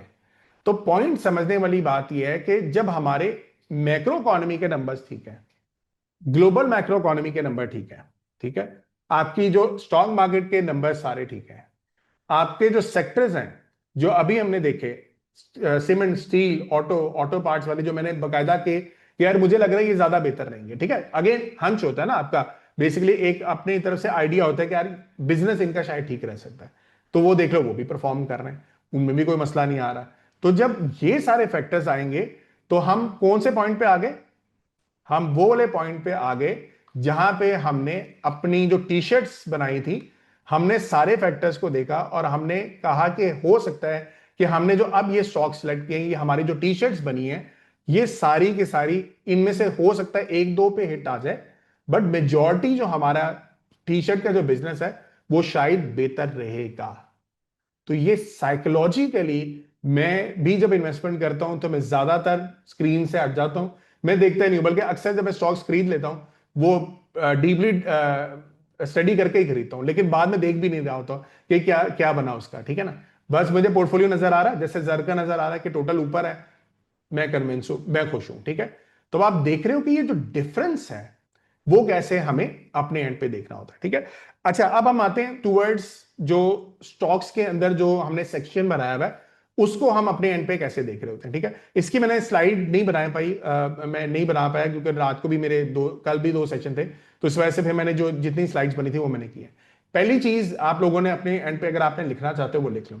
सिंपल लॉजिक एक बनता है, कोई भी अच्छा बिजनेस होता है उसमें 5 फैक्टर्स आप लोगों ने देखने। व्हाट आर द 5 फैक्टर्स, कि एक कंपनी के अंदर कौन कौन से फैक्टर्स आप देखोगे। एक, नंबर 1, उसकी सेल बढ़नी चाहिए, जो हर बिजनेस का क्राइटेरिया होता है। नंबर 2, आपका सेल्स प्रॉफिट में कन्वर्ट होना चाहिए, ये हमेशा ध्यान में रखिएगा। सिर्फ सेल्स बढ़ना और प्रॉफिट का सिर्फ बढ़ना वो इनफ नहीं होता, प्रॉफिट आपका कम से कम उतना बढ़ना चाहिए जितनी आपकी सेल बढ़ रही है, ठीक है। या उससे अगर थोड़ा ज्यादा ही बढ़ गया तो ज्यादा बेहतर है, ठीक है। तो ये होना चाहिए। नंबर 3, आपका प्रॉफिट कैश में कन्वर्ट होना चाहिए। यहां पे बहुत ज्यादा कंपनीज इशू करती हैं, पाकिस्तान के अंदर कैश जो है स्टक हो जाता है, यानी कि आपने प्रॉफिट बना दिया, प्रॉफिट नजर आ रहा है लेकिन कैश नहीं आता, ठीक है। तो प्रॉफिट आपका कैश में कन्वर्ट होना चाहिए। चौथा, आपका कर्जा कम होना चाहिए, ये तो आपको पता है कि कर्जा कम होगा तभी कंपनी अच्छा परफॉर्म करेगी ना। And last is cash is king. मैं हमेशा ये बात करता हूं कि कैश जो है आपका, ये आपका किंग है, ठीक है। इसके ऊपर आप लोगों ने ज्यादा फोकस करना है। अच्छा, यही चीज हम आते हैं, कोई एक कंपनी पिक कर लेते हैं, लेट्स सपोज मैं साजगर को यहां पिक करता हूं, ठीक है। अगेन हमने क्या किया कि सरमाया के ऊपर जो मेरे स्टूडेंट्स हैं उनको उनके लिए हमने एक अलग पैकेज बनाया हुआ है और आप लोगों के लिए ये सरमाया स्कोर हमने ये डाल दिया। सरमाया देखो ये मेरे पास स्कोर आ रहा है 81.6, साजगर का बेहतरीन स्कोर है, बेहतरीन स्कोर है। फिर इसके अलावा जो है स्नोफ्लेक का गेन आप ये देखो, ये सारे फैक्टर्स, ग्रोथ के फैक्टर्स, इन्वेंट्री फैक्टर्स सारे काफी हद तक अच्छे आ रहे हैं। अच्छा, ये स्कोर कैसे बना हुआ है, ये स्कोर हमारा बना हुआ है ये सारे फैक्टर्स, ग्रोथ कितनी अच्छी है, स्टेबिलिटी कितनी अच्छी है, वैल्यूएशन कितनी अच्छी है, इन्वेंट्री जो आप बेच रहे हो क्या वो अच्छी टाइम पे बेच रहे हो कि नहीं बेच रहे हो, और कैश फ्लो जो है आपका बिजनेस से रिलेटेड जो कैश है वो कैसा चल रहा है, ठीक है। अच्छा, ये स्कोर तो हमने वैसे बना दिया फॉर ऑल दोस पीपल जो थोड़ा सा पैकेज लेके करना चाहते हैं, लेकिन जो अगेन मैंने अपने स्टूडेंट्स के लिए जो कोर्स डिजाइन किया हुआ है उसमें हम चीजों को एक्सेस भी कुछ और देते हैं जिसमें ये स्कोर हम साथ साथ दे रहे होते हैं। अब ये स्कोर कैसे बताता है कि हमें हमारे जो कंपनी है उसके अंदर कितने अच्छे फैक्टर्स चल रहे हैं। रेवेन्यू अगर आप देखो तो ये देखें कितना जबरदस्त, तकरीबन 403 मिलियन से तकरीबन अब जो है ये 13 बिलियन तक इसकी सेल आ गई है। तो ये रेवेन्यू देखो कितना जबरदस्त इंक्रीज कर रहा है, ऑपरेटिंग प्रॉफिट जबरदस्त इंक्रीज कर रहा है, ईपीएस इंक्रीज कर रही है, नेट प्रॉफिट आपका इंक्रीज कर रहा है। देखते साथ ही पता लगा कि सारे के सारे फैक्टर्स बहुत बेहतरीन है, बहुत जबरदस्त चल रहे हैं, ठीक है। तो ये ग्रोथ फैक्टर बेहतरीन हो गए। फिर स्टेबिलिटी फैक्टर्स के अंदर ये सारे फैक्टर्स हम देख रहे होते हैं कि मसला कहां पे आ रहा है, ठीक है। अब आप देखो साजगर के अंदर एवरीथिंग इज गुड, और ये बहुत रेयर होता है कि ये सारे के सारे फैक्टर्स आपको अच्छे मिल जाएं, ठीक है। जब ये सारे फैक्टर अच्छे मिल रहे हैं, ऑपरेटिंग प्रॉफिट मार्जिन अच्छा है, नेट मार्जिन अच्छा है, और इसको आप कंपेयर भी करते हो बाकी सेक्टर के साथ, टैक्स रेट अच्छा है, करंट रेशियो बहुत जबरदस्त है, ठीक है। यानी कि आप कंपनी जो कर्जे वगैरह भी ले रही है उसके ऊपर अच्छा खासा जो पैसे है वो मेंटेन भी कर रही है। टोटल डेप्ट थोड़ा सा बैड आ रहा है, वो कोई बात नहीं, अगर ज्यादा भी हुआ है तो जाहिर सी बात है कंपनी आजकल लोकलाइजेशन पे काम कर रही है। तो ये आप देख रहे हो कि कहानी आपको यहां से पता लग रही है। डेप्ट टू इक्विटी बेहतरीन जा रहा है, कोई खास डेप्ट नहीं है, ठीक है। इंटरेस्ट कवरेज बेहतरीन है, कैश फ्लो बहुत जबरदस्त बढ़ा है। कंपनीज का कैश जो है ये खराब हो जाता है जब आप थोड़ा सा ज्यादा अच्छा परफॉर्म कर रहे होते हो या बिजनेस एक्सपैंड कर रहे होते हैं, कैश को यूज कर रहे होते हो, तो ये चीज जो है आपकी बैड बैड हो जाती है, ठीक है। नेट चेंज इन कैश ये भी आपका अच्छा जा रहा है। कैश फ्लो ऑपरेशंस, आपका प्रॉफिट आफ्टर टैक्स इसके साथ भी अच्छा जा रहा है। तो ये सारे फैक्टर्स, कहने के मकसद ये कोर्स के अंदर मैंने सिखाया हुआ है कि ये किस तरीके से आप सारे फैक्टर्स को अपने एंड पे देख रहे होते हो, ठीक है। फिर वैल्यूएशन फैक्टर्स आ जाओ, पीए रेशियो कैसा जा रहा है, पैग रेशियो कैसा जा रहा है, प्राइस टू सेल सारी आ गई। फिर उसके बाद आ जाओ इन्वेंट्री के अंदर, आ जाओ इन्वेंट्री सारी जो है वो बहुत अच्छी मेंटेन कर रहे हैं, तो ये भी बहुत जबरदस्त आ रहा है। फिर उसके बाद कैश फ्लोज जो है, फ्री कैश फ्लो जिसको कहते हैं, ये आपका वो एक्सेस कैश होता है जो आपने बिजनेस के अंदर पैसा लगा के एक्सेस कैश आपके पास बच गया, तो वो सारे फैक्टर्स आते हैं। आप देख रहे हो ये भी आपका बेहतरीन जा रहा है। तो ये सारे फैक्टर्स आपके काफी अच्छे जा रहे हैं, तो इसके कॉम्बिनेशन के स्कोर के ऊपर हम ये वाला स्कोर अपने एंड पे बिल्ड कर देते हैं, ठीक है। सो आप इस स्कोर के ऊपर भी जो कंपनीज आपके पास आ रही हैं वो भी आप इकट्ठी करके आप इसमें इन्वेस्टमेंट का सोच सकते हो, ठीक है। सो ये एक सरमाया स्कोर, ये मेरे ही मॉडल के ऊपर बना हुआ है। इसका एक दो चीजें और देखने वाली होती हैं, वो टेक्निकल होती हैं, वो खैर अभी मैं नहीं दिखा पाऊंगा। वो उसके अंदर कॉम्बिनेशन करना होता है अपने रेवेन्यू के साथ, ईपीएस के साथ और ये वाले स्कोर के साथ। वो अभी that is not part of the agenda right now, ठीक है। उसमें काफी डिटेल भी लग जाए, टाइम भी लग जाएगा उसको देखने का, ठीक है। अच्छा, अब यहां पे देख रहे हो आप कि ये बेहतरीन हमारे पास सिनेरियो आ गया, 81 आ रहा है।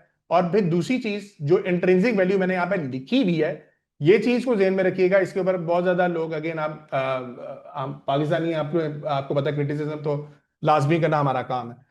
ये देना जो था वो मैंने सोचा हुआ था कि इसको मैंने नहीं प्रोवाइड करना है, ठीक है, क्योंकि मैं इंट्रिंसिक वैल्यूज को इतना ज्यादा नहीं देखता। उसकी रीजन होती है कि इंट्रिंसिक वैल्यूज जो होती है एक्चुअली में आपकी एजम्पशंस होती हैं बेस्ड ऑन सर्टेन फैक्टर्स।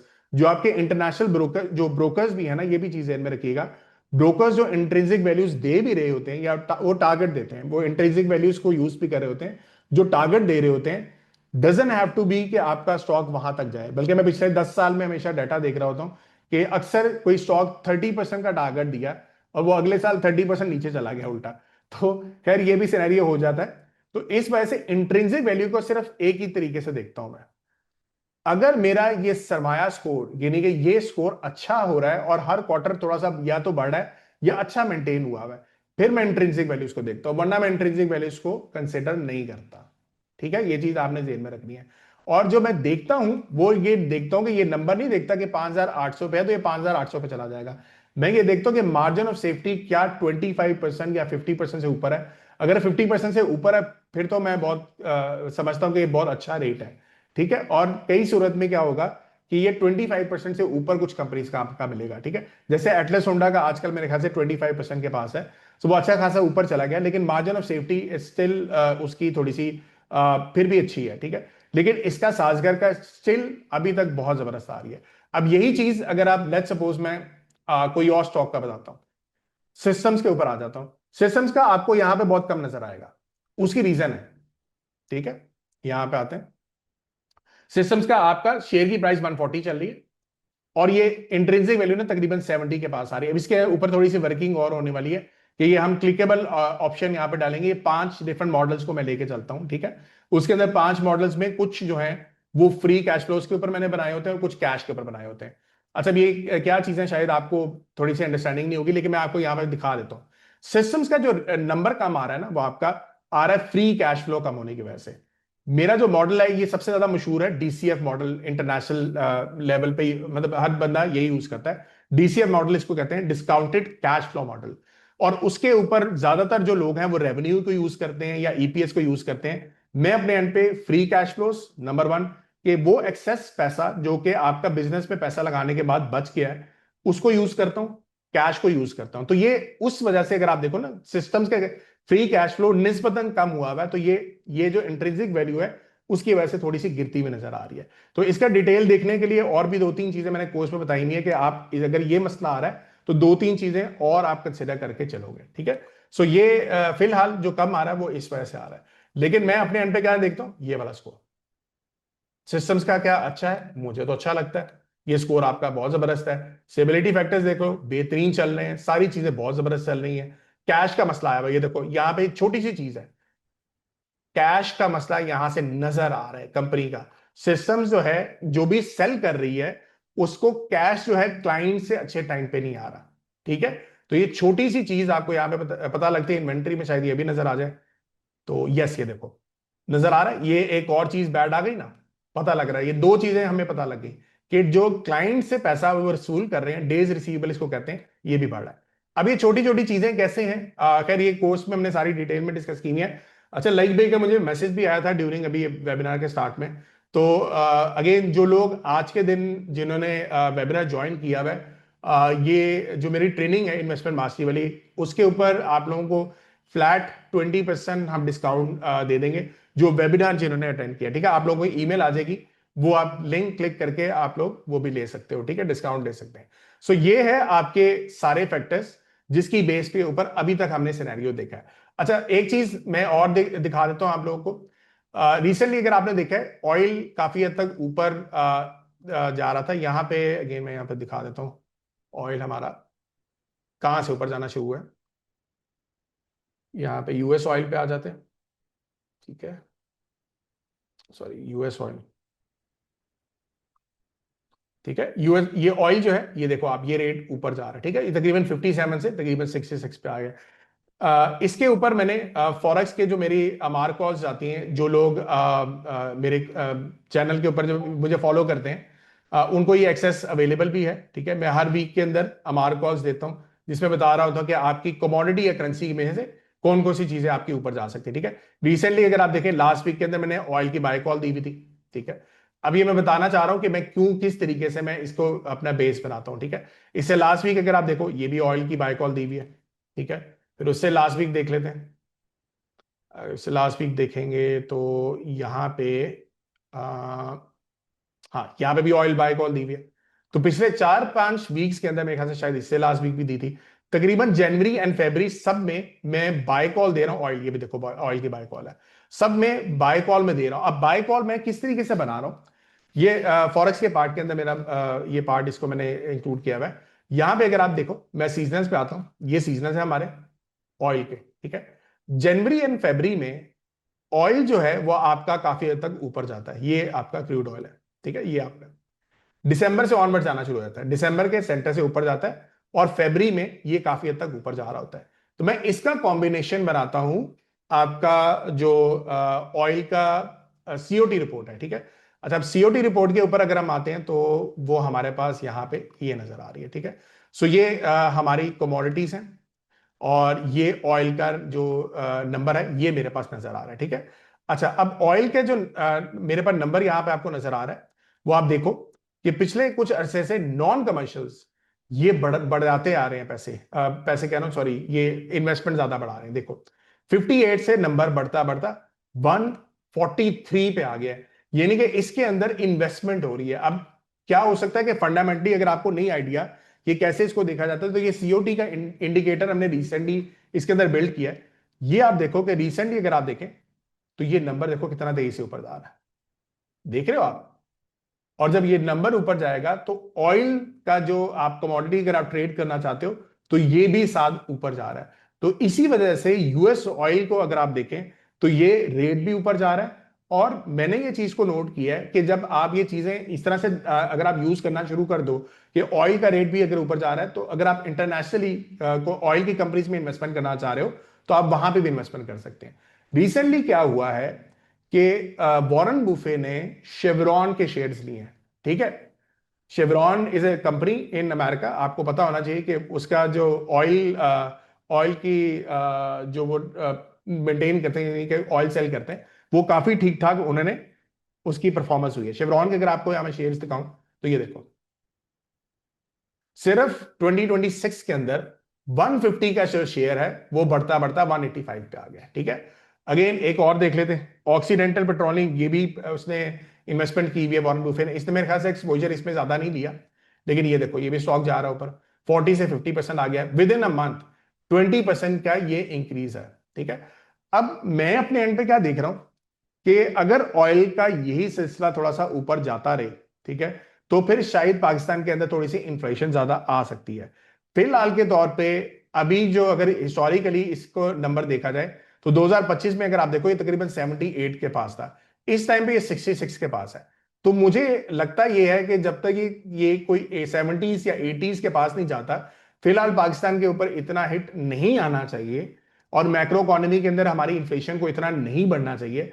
बहरहाल इन्वेस्टमेंट पॉइंट ऑफ व्यू से बात की जाए, तो सिलसिला हमारा ये भी काफी हद तक बेहतर रह रहा है। ठीक है, तो ये सारे पॉइंट्स थे।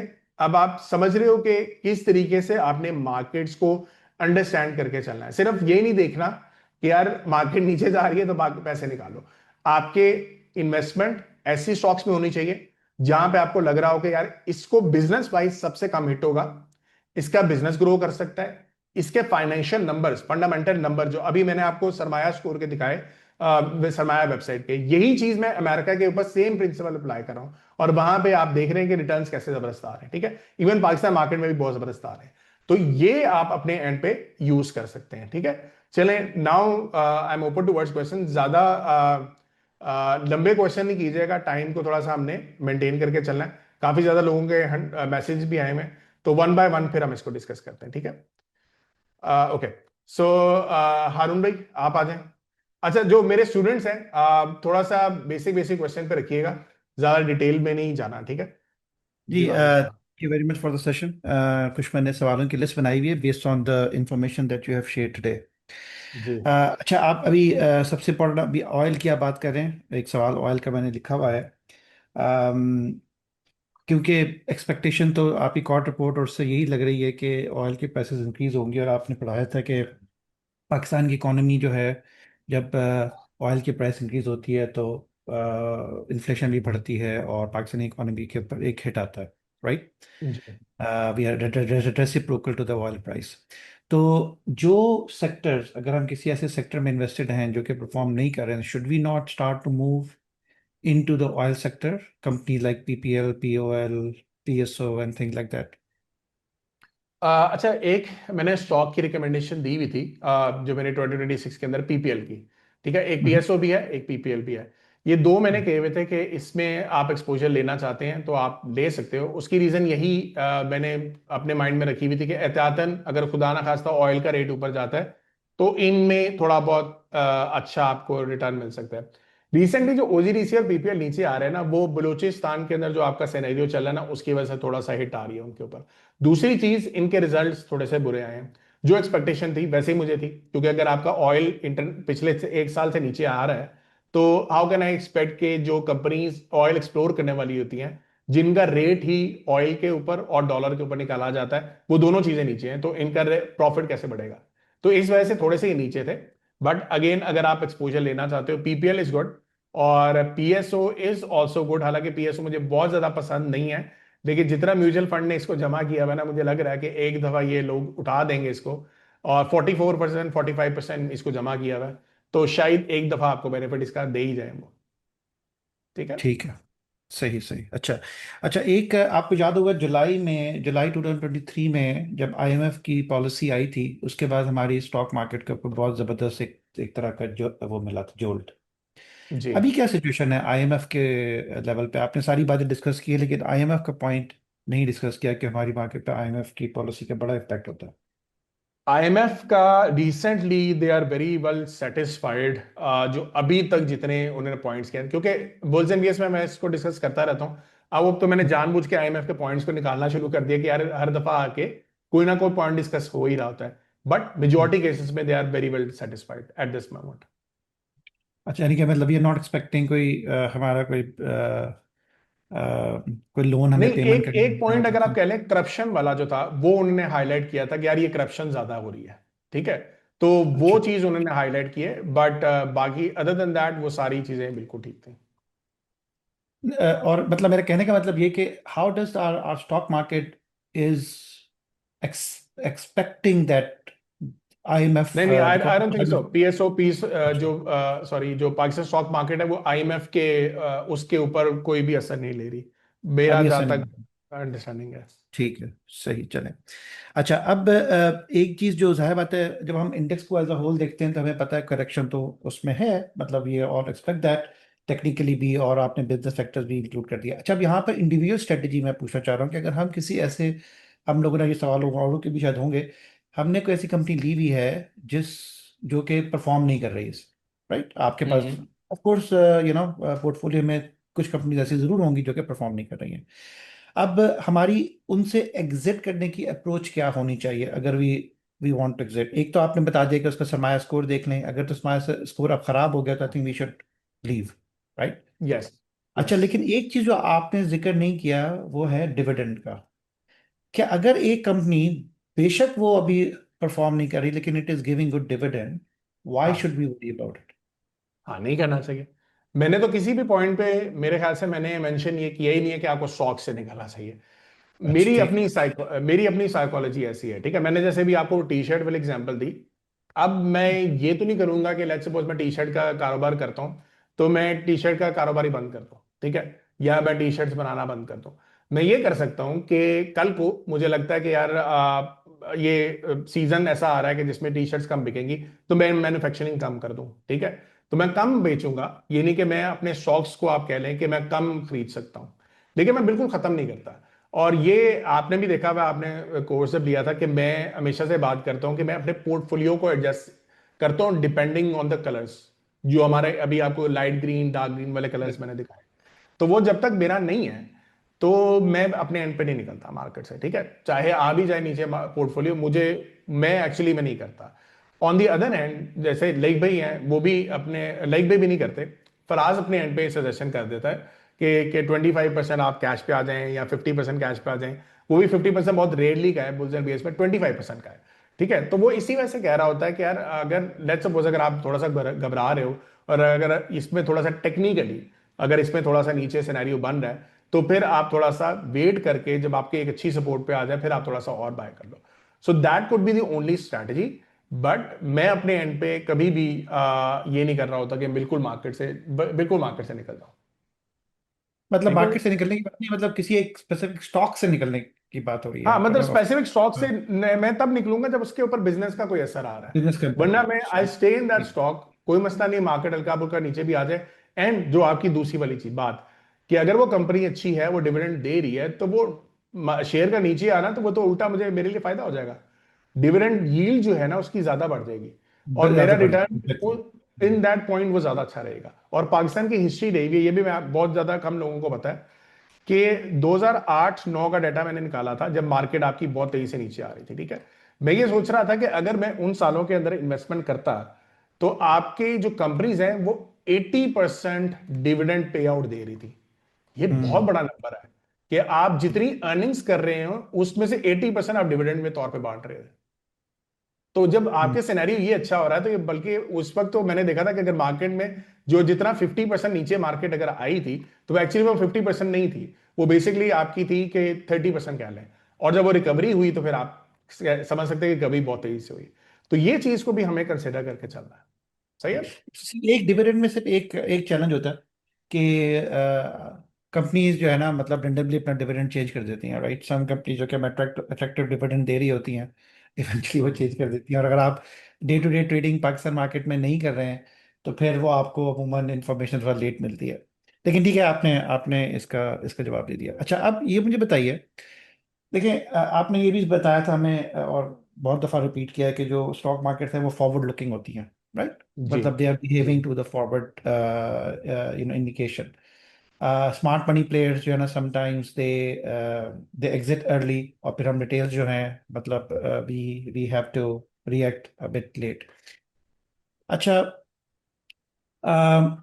जो एक बहुत बड़ा एक मार्केट का सेगमेंट, वो सेंटिमेंट है पाकिस्तान में, कि जो इंटरनेशनल कंपनीज हैं they are leaving from Pakistan, right? They yes. Are I think selling their businesses, और they are closing it. Yesterday I found out कि जी कारफोर एक है पाकिस्तान के अंदर, बड़ा अच्छा चल रहा था, they stop their business, right? अब ये हम्म। इंडिकेशंस जो है ना, ये बड़ी नेगेटिव इंडिकेशंस, जनरल जो एक बंदा जिसको नहीं समझ आता उसके लिए नेगेटिव हम्म। सेंटिमेंट क्रिएट करती हैं। तो कैन दिस, मतलब मैं सेंटिमेंट के पॉइंट ऑफ व्यू देख रहा हूँ, क्या ये can we take it as a forward looking indication कि समथिंग इज गोइंग और कैन नहीं गो नहीं नहीं, मैं मेंशन करता हूँ, आपका क्वेश्चन बहुत जेन्युइन है, और ये बहुत ज्यादा लोगों का इशू इसी चीज पे लेके आ रहा था, कि कंपनीज जो है ना, मल्टीनेशनल कंपनीज बाहर जाती जा रही हैं, तो क्या हमारा मुल्क के अंदर मसले आ रहे हैं? The answer is no.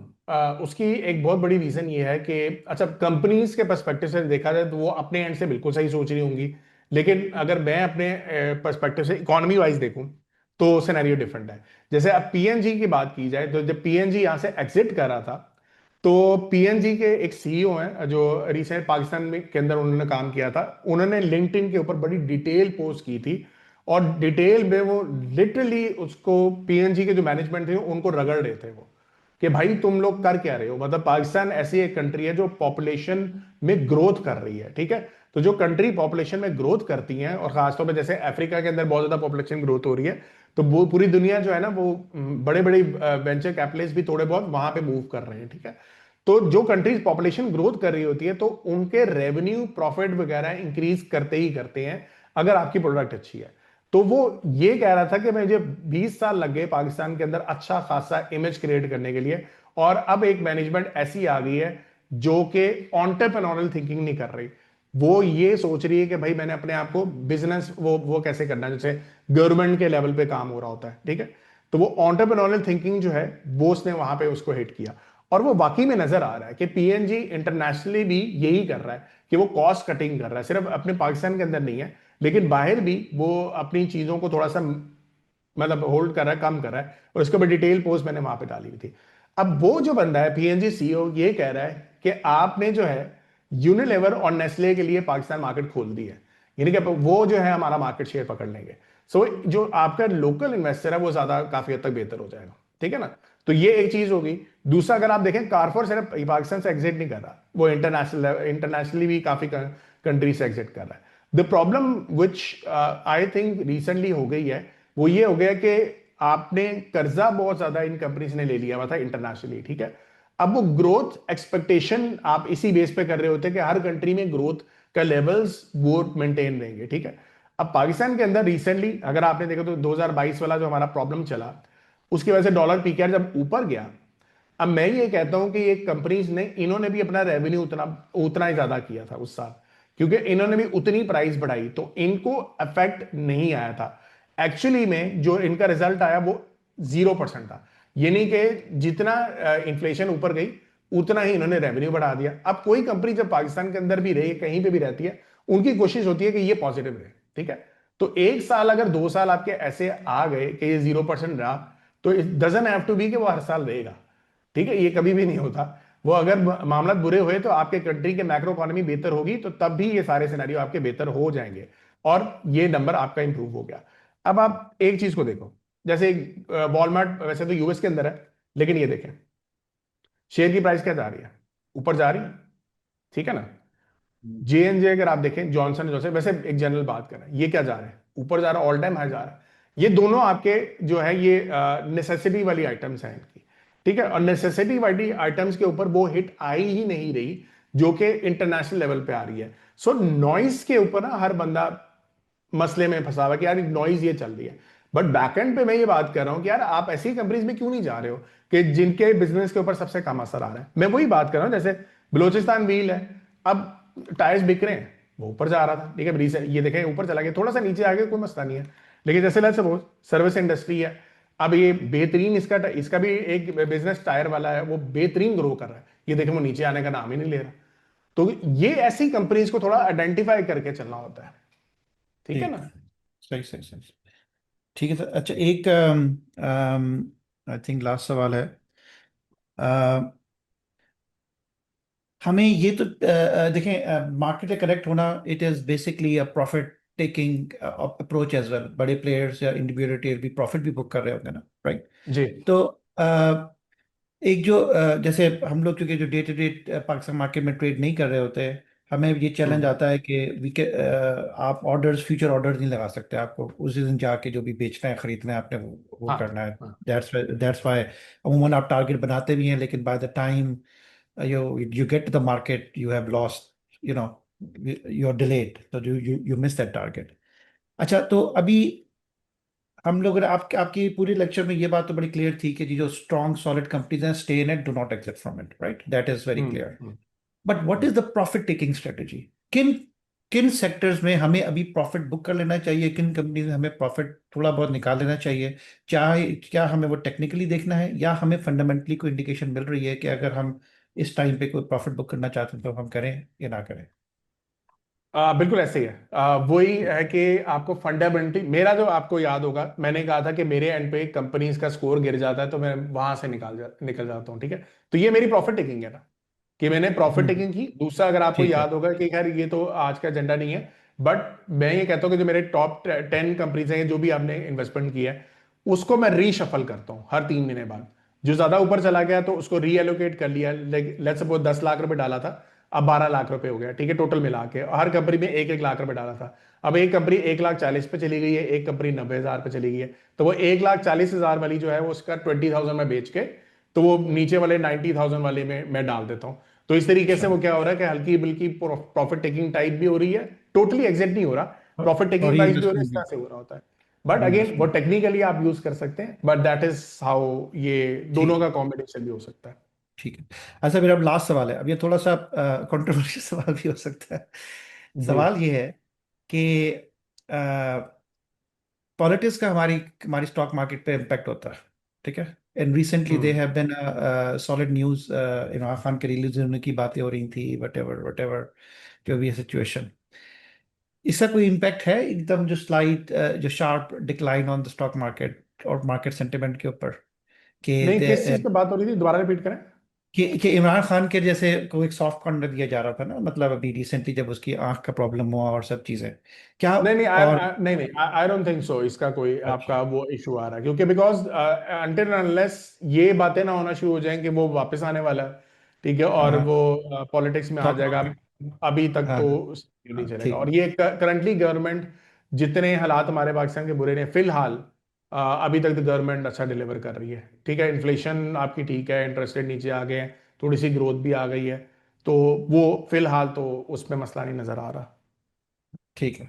चलिए sir, thank you very much, really appreciate your time. Thank you. चले मूविंग ऑन टू अशर, आप आ जाओ। यार ये 20 लोगों के हैंड रेज हुए हैं यार, जरा थोड़ा सा हम क्विकली करेंगे ताकि हर किसी के क्वेश्चन आंसर हो जाए। दूसरी बात ये है कि यार जरा क्वेश्चंस को आपने मुख्तसर रखना है, छोटा रखना है, ताकि जल्दी जल्दी चीजें कवर करें। जी। जी अशर, जी आप। अस्सलाम वालेकुम। पाकिस्तान। जी मैं पूछ रहा था कि जैसे अभी वैल्यू बाइंग हो सकती है, तो अगर हम आपकी जो टॉपिक्स हैं उसमें अगर हम यस। एंटर नहीं हुए हैं, जैसे साजगार है, अब वो 2200 पे चला गया है, और भी बाकी जो टॉपिक्स हैं, तो अभी एंटर हो जाएं उसमें या नहीं हो? अच्छा देखो, this is a good question. अब प्रॉब्लम क्या होता है कि बहुत ज्यादा लोग क्या कहते हैं कि यार प्राइस अर्निंग्स देख लो या वैल्यूएशन देख लो, अगर सस्ती है तो उस पर चले जाओ। मेरा कॉन्सेप्ट हमेशा से डिफरेंट रहा हुआ है। मेरे पास जो मेरे टॉप पिक्स आ रही होती है ना, मैं उसके अंदर इन्वेस्टमेंट कर देता हूँ, ठीक है, वट एवर द प्राइसेस। उससे मुझे बेनिफिट क्या होता है, देखो अगर मैं यही चीज मैं यूएस मार्केट के ऊपर लेके बैठा होता ना कि यार US market all time high पे चली गई है, ऑल टाइम सिनेरियो चला गया है, तो मैं ये कभी भी माइक्रोन टेक्नोलॉजी में 7x ना बनाता। आप देखो 7x एक छोटा नंबर नहीं होता, 7 गुना स्टॉक हो गया। और मेरे जो स्टॉक्स है वो 25% 30% ऊपर है, मार्केट फ्लैट है। तो मैं अपने एंड पे जो भी रेट चल रहा है ना, मैं उस पर चला जाता हूँ, ये मेरी अपनी अंडरस्टैंडिंग है। मैं हमेशा सजेस्ट करता हूँ कि अगर आपको लगता है यार प्राइस अर्निंग्स की बेस पे जाना है, तो आप सस्ते जो स्टॉक्स हैं प्राइस अर्निंग्स को देख लो, अगर वो सस्ता है तो फिर चले जाओ। अगर आपको लग रहा है कि यार बिजनेस ठीक रहेगा, तो मैं बिजनेस के बेस के ऊपर करता हूँ, और वो अभी तक तो बिजनेस इनके ठीक है, मुझे इशू नहीं नजर आ रहा। सही है। Thank you. जी। राफिया यास्मीन, आप आ जाओ। अस्सलाम वालेकुम सर। जी वालेकुम सलाम। सर मैंने पूछना था एनपीएल और पाक चंद के बारे में बता दें। पार्कजेन तो मैंने इतना कवर नहीं किया हुआ है, एनपीएल तो मेरे टॉप 2026 के अंदर है। जाइको की है, जाइको की सेल्स है। वैसे बहुत तेजी से ऊपर चला गया हुआ है, अगर अच्छी एक सपोर्ट आपको मिलती है तो उसकी बेस के ऊपर आ सकते हैं। वरना जाइको के जब नंबर्स आना शुरू हो जाएंगे सेल वाले, जब आगे आएंगे, उसकी बेस पे भी आप कर सकते हैं। पामा की वेबसाइट आप देख सकते हैं। ये एक वेबसाइट आप लोगों को माइंड में रखनी चाहिए कि कितनी गाड़ियां सेल हो रही हैं। अगर वो नंबर आहिस्ता आहिस्ता इंक्रीज करा, देन दिस इज गुड, ठीक है, ये आप कर सकते हैं। क्लियर है। जी मोहम्मद, जी, जी अमार अब भाई, आपका मेरा अनम्यूट हो गया। माइक अनम्यूट नहीं हो रहा था। तो जी जी। अच्छा, ये दो सवाल हैं छोटे छोटे। एक तो ये कि मैंने जिस टाइम पे ज्वाइन किया तो उस टाइम आप बात कर रहे थे कि बियर मार्केट में, मतलब आप बताएंगे कि किधर आपका जो सरमाया है वो आपने किस जगह मूव करना है अदर मार्केट्स में। लेकिन उसके बाद बाकी का सारा वेबिनार जो था वो तो यही था कि अभी फिलहाल बियर मार्केट शुरू ही नहीं हुई। तो फिर उस हाँ। वाले से जो दूसरे आपने अपना एसेट्स या अपने जो इन्वेस्टमेंट है वो आपने दूसरी जगह पे मूव करना, वो आप इस वेबिनार में आप कह रहे थे कि बात होगी, या फिर वो आप कहते हैं कि फ्यूचर में जब ये सिनेरियो बनेगा तब आप बात नहीं नहीं, करेंगे? मैंने मैंने ये मेंशन किया था कि आपका जो कलर्स हैं, जो मेरे पास यहाँ पे आ रहे हैं, अगर ये कलर चेंज होता तो मैं हम्म। आपको यहां से शिफ्टिंग करवाता, ठीक है। ये कलर जो है ना लाइट ग्रीन डार्क ग्रीन चल रहा है। So till the time this position is going forward, ठीक है, तो मैं स्टॉक मार्केट में रहूंगा। अगर ये येलो ग्रीन रेड हो जाता है ना, तब मैं पोर्टफोलियो अपना चेंज करवाता हूँ, ठीक है। और उसमें मैं क्या करता हूँ कि आपके टी बिल्स या बॉन्ड्स के अंदर मैं लेके जाता हूँ कि चलो यार अब 60% आप स्टॉक में रहो, 40% बॉन्ड्स में आ जाओ, ठीक है। और जब आपका रेड आता है ना, तो मैं तकरीबन 80-20 पे ले आता हूँ, 80 in fix income and 20 only in stocks. तो इतना मैं फर्क लेके आता हूं। लेकिन अभी के लिए तो रेड का सिनेरियो बहुत ही टाइम बाद आएगा। अभी तो येलो भी स्टार्ट नहीं हुआ। येलो होता है इंटरेस्ट रेट अभी आहिस्ता आहिस्ता बढ़ना शुरू हो जाए, ठीक है। और रेड होता है आपका जब आपकी एवरेज जो मेरी चल रही है वो तकरीबन 12-13%, 12-11% के पास है। अगर इससे ऊपर इंटरेस्ट रेट जाना शुरू हो जाए फिर आपका रेड कलर आता है। तो अभी के लिए तो मेरे पास ये शिफ्टिंग नहीं है, इस वजह से मैं सजेस्ट नहीं करूंगा। हाँ, अब आपने कोई पोर्टफोलियो थोड़ा बहुत रखना है, 10% इन गोल्ड और 5% इन सिल्वर रख सकते हो, ठीक है। फिलहाल ये दोनों अच्छे हैं। और इसके ऊपर मैंने रिसेंटली जो वेबिनार किया था वो बहुत डिटेल में, वो तो बहुत लंबा गया था यार, 2 घंटे तो मैंने खाली पूरे बताया था कि फंडामेंटल्स क्या चल रहे हैं। तो आप उसमें एक्सपोजर रखना चाहते हैं थोड़ा बहुत रख लें। मेरे ख्याल से बॉन्ड्स में अभी इतना फायदा कोई नहीं है। अच्छा, और दूसरा सवाल मेरा ये है कि अब ये जो आपका कोर्स है फंडामेंटल्स का, तो ये करने के बाद अब आपके जो स्टूडेंट्स हैं वो इंडिपेंडेंटली मतलब ये सारी जो रिपोर्ट्स हैं या ये सारी चीज़ें वो कर सकते हैं, या फिर वो सरमाया पोर्टल पे डिपेंडेंट होते हैं उसको, मतलब सरमाया पोर्टल नहीं है तो वो फंडामेंटल एनालिस्ट नहीं है, इस तरह से सिनेरियो है, या फिर वो इंडिपेंडेंटली कर सकते हैं या डिपेंडेंट है? यार इंडिपेंडेंटली भी कर सकते हो, काम उसमें ज्यादा करना पड़ता है, बट इंडिपेंडेंटली कर सकते हैं। आप अपना मॉडल खुद बिल्ड कर सकते हो। डाटा अगर आपको मिल जाए फिर आपके लिए कन्वीनियंट है। हमारा मसला यही आ रहा था कि डाटा हमारे पास आ रहा था, मॉडल नहीं बना हुआ था, अब जाके हमने बनाया। तो अब बहुत ईजी हो गया, बल्कि इवन मेरे लिए ईजी हो गया कि मैं बड़े इजीली यहाँ पे आता हूँ, देख लेता हूँ। वरना पहले मैं खुद बिल्ड करता था, फिर स्टूडेंट्स को प्रोवाइड करता था। कुछ स्टूडेंट्स खुद से भी बना लेते थे। कई मेजर ग्रुप्स हमारे बने हुए हैं, वो खुद से कर रहे होते हैं। सही है। मतलब ये कि कोर्स में हमें ये चीज़ गाइड की जाएगी कि हमने कहाँ से यस। डेटा कलेक्ट करना है, डेटा सोर्सेज हाँ, के। वो कर सकते हो, वो मैं बता देता होता हूँ कि आप यहाँ से डाटा इकट्ठा करें। लेकिन वो पूरा तो डिटेल नहीं बताता ना कि एक एक फॉर्मूला ये लगाओ, फॉर्मूला वो लगाओ, ये करो। वो आप खुद से भी गूगल करके भी देख सकते हैं। कॉन्सेप्ट मैं सारे बताता हूँ यार, ये कॉन्सेप्ट इस तरीके से करना है। अच्छा यार, बीएमएल का क्वेश्चन काफी लोगों ने किया हुआ है। बीएमएल मेरी टॉप 26 की पिक थी। मैंने आप लोगों को बड़ा क्लियरली कहा था हाई रिस्क हाई रिवॉर्ड है, ठीक है। मैं देख रहा हूँ कि ये बहुत ज्यादा रिस्की भी हो सकता है और वो कुछ ज्यादा ही रिस्की हो गया। वो आप देखें कि जब मैंने अनाउंसमेंट की थी उसके बाद जाके कंपनी ने अनाउंसमेंट की कि हम इसके शेयर्स को बढ़ा देंगे। एक्चुअली में क्या होता है कि जब आप शेयर्स कम कर देंगे, ठीक है। सो जब आपके शेयर्स कम होते हैं ना एक्चुअली, तो इंस्टीट्यूशनल इन्वेस्टर जो है ना उससे एग्जिट करता है, ठीक है। ये एक इशू आता है। लेकिन जब आप इस अपने बिजनेस को रिकवर करेंगे ना, तो फिर आपका स्टॉक दोबारा रिवर्स भी बड़ी तेजी से कर सकता है। अगर आप रिसेंटली देखें तो उनकी नोटिफिकेशन बहुत ज्यादा आ रही है कि जिसके अंदर वो कह रहे हैं कि हम रिस्ट्रक्चरिंग के ऊपर बहुत ज्यादा काम करें, और वो कर भी रहे हैं, ठीक है। तो रिस्ट्रक्चर जब हो जाएगा तो बीएमएल वापस आ जाएगा। वैसे मैंने भी पोर्टफोलियो में रखा हुआ, आपके सामने रखा हुआ है। बट अगेन मैंने बड़ा क्लियरली कहा था हाई रिस्क है हाई रिवॉर्ड है। मैं देख रहा हूं कि अगर बेहतर हो जाएगा तो बेहतरी इसमें काफी अच्छी आ सकती है। अब थोड़ा सा वेट करना पड़ेगा, बट ये सिनेरियो आपका आ गया, ठीक है। जी मोहम्मद आसिम, आप आ जाओ। जी अमर भाई अस्सलाम वालेकुम। वालेकुम सलाम। जी सर, मैं सऊदी अरब से बात कर रहा हूँ इस वक्त। जी जी। जी जी। तो मैं यहाँ जॉब करता हूँ। यहाँ मैंने जब ये 6,000 नीचे गई ना मार्केट, हम्म। तो मैंने, आप समझ ले, 5 महीने की तनख्वाह कफील से एडवांस लेके इन्वेस्टमेंट की है जुमे वाले दिन। तो आपके नॉलेज अभी का बहुत बहुत शुक्रिया सर, बहुत बहुत शुक्रिया। जितना आप नॉलेज दे रहे हैं दूसरे भी दे रहे हैं, लेकिन आपका बहुत बहुत शुक्रिया। चलो, थैंक यू थैंक यू। दूसरी चीज मैंने आपसे ये कोर्स के बारे में पूछनी थी। मैं इधर सऊदी अरब में हूँ, जॉब करता हूँ। मुझे समझ लें 5 से 9 तक, सुबह से हाँ शाम तक। तो हाँ, मैं कोर्स लूँ, पहले आपका कोर्स लूँ या टेक्निकल कोर्स लूँ फराज भाई का? दोनों ले सकते हैं, दोनों ले सकते हो। आप पहले एक कोई डिसाइड कर लो कि अगर फ्रांस का करना है आप वो कर सकते हैं। वो चार्ट्स जी चार्ट्स की स्टडी है, ये नहीं कि ये चार्ट्स के ऊपर किस टाइम पे प्राइस ऊपर जा सकती है, किस टाइम पे नीचे जा सकती है। उसके अंदर इकोनॉमी, जो फंडामेंटल्स आज हमने डिस्कस किए, जो चीजें डिस्कस की, वो नहीं है। तो वो मेरे जी कोर्स के अंदर आती है। तो वैसे दोनों बहुत जबरदस्त चीजें हैं, दोनों आप एक दफा जिंदगी में कर लेंगे तो आपको हमेशा से मतलब ये ऐसी नॉलेज है जो आपको मरने तक जो है ये काम आएगी, ठीक है। तो ये सिनेरियो जी आपका सर। होगा। ठीक हो गया? तो पहले आपका कोर्स ले ले ताकि फंडामेंटल तो समझ में आए, बाद में टेक्निकल तो एक चार्ट है, उसके लिए तो बहुत टाइम चाहिए। टेक्निकल के लिए लाजमी आपको स्क्रीन चाहिए, लेकिन फंडामेंटल के लिए आपको बस न्यूज़ पे कवर करना होता है, और आपके जैसे व्हाट्सएप है या ग्रुप है कुछ भी है तो उसके जी ऊपर थोड़ा फोकस करना होता है। तो हाँ, ऐसे ही फंडामेंटल है। ले ले पहले। हाँ, देखो टेक्निकल्स में भी बार बार नहीं देखना पड़ता, वो भी इसमें आपको कभी कभार बीच में देखना है। और वो जी, लंबे चार्ट्स के ऊपर कैसे बार बार स्क्रीन टाइम की आपको जरूरत नहीं पड़ती टेक्निकल्स के ऊपर भी। ठीक है ना? Thank you, thank you, thank जी। मेरे एक दो क्वेश्चन थे। मैं अभी टेक्निकल भी कोर्स लिया था, मैंने आपका भी लिया था बैच 8 में।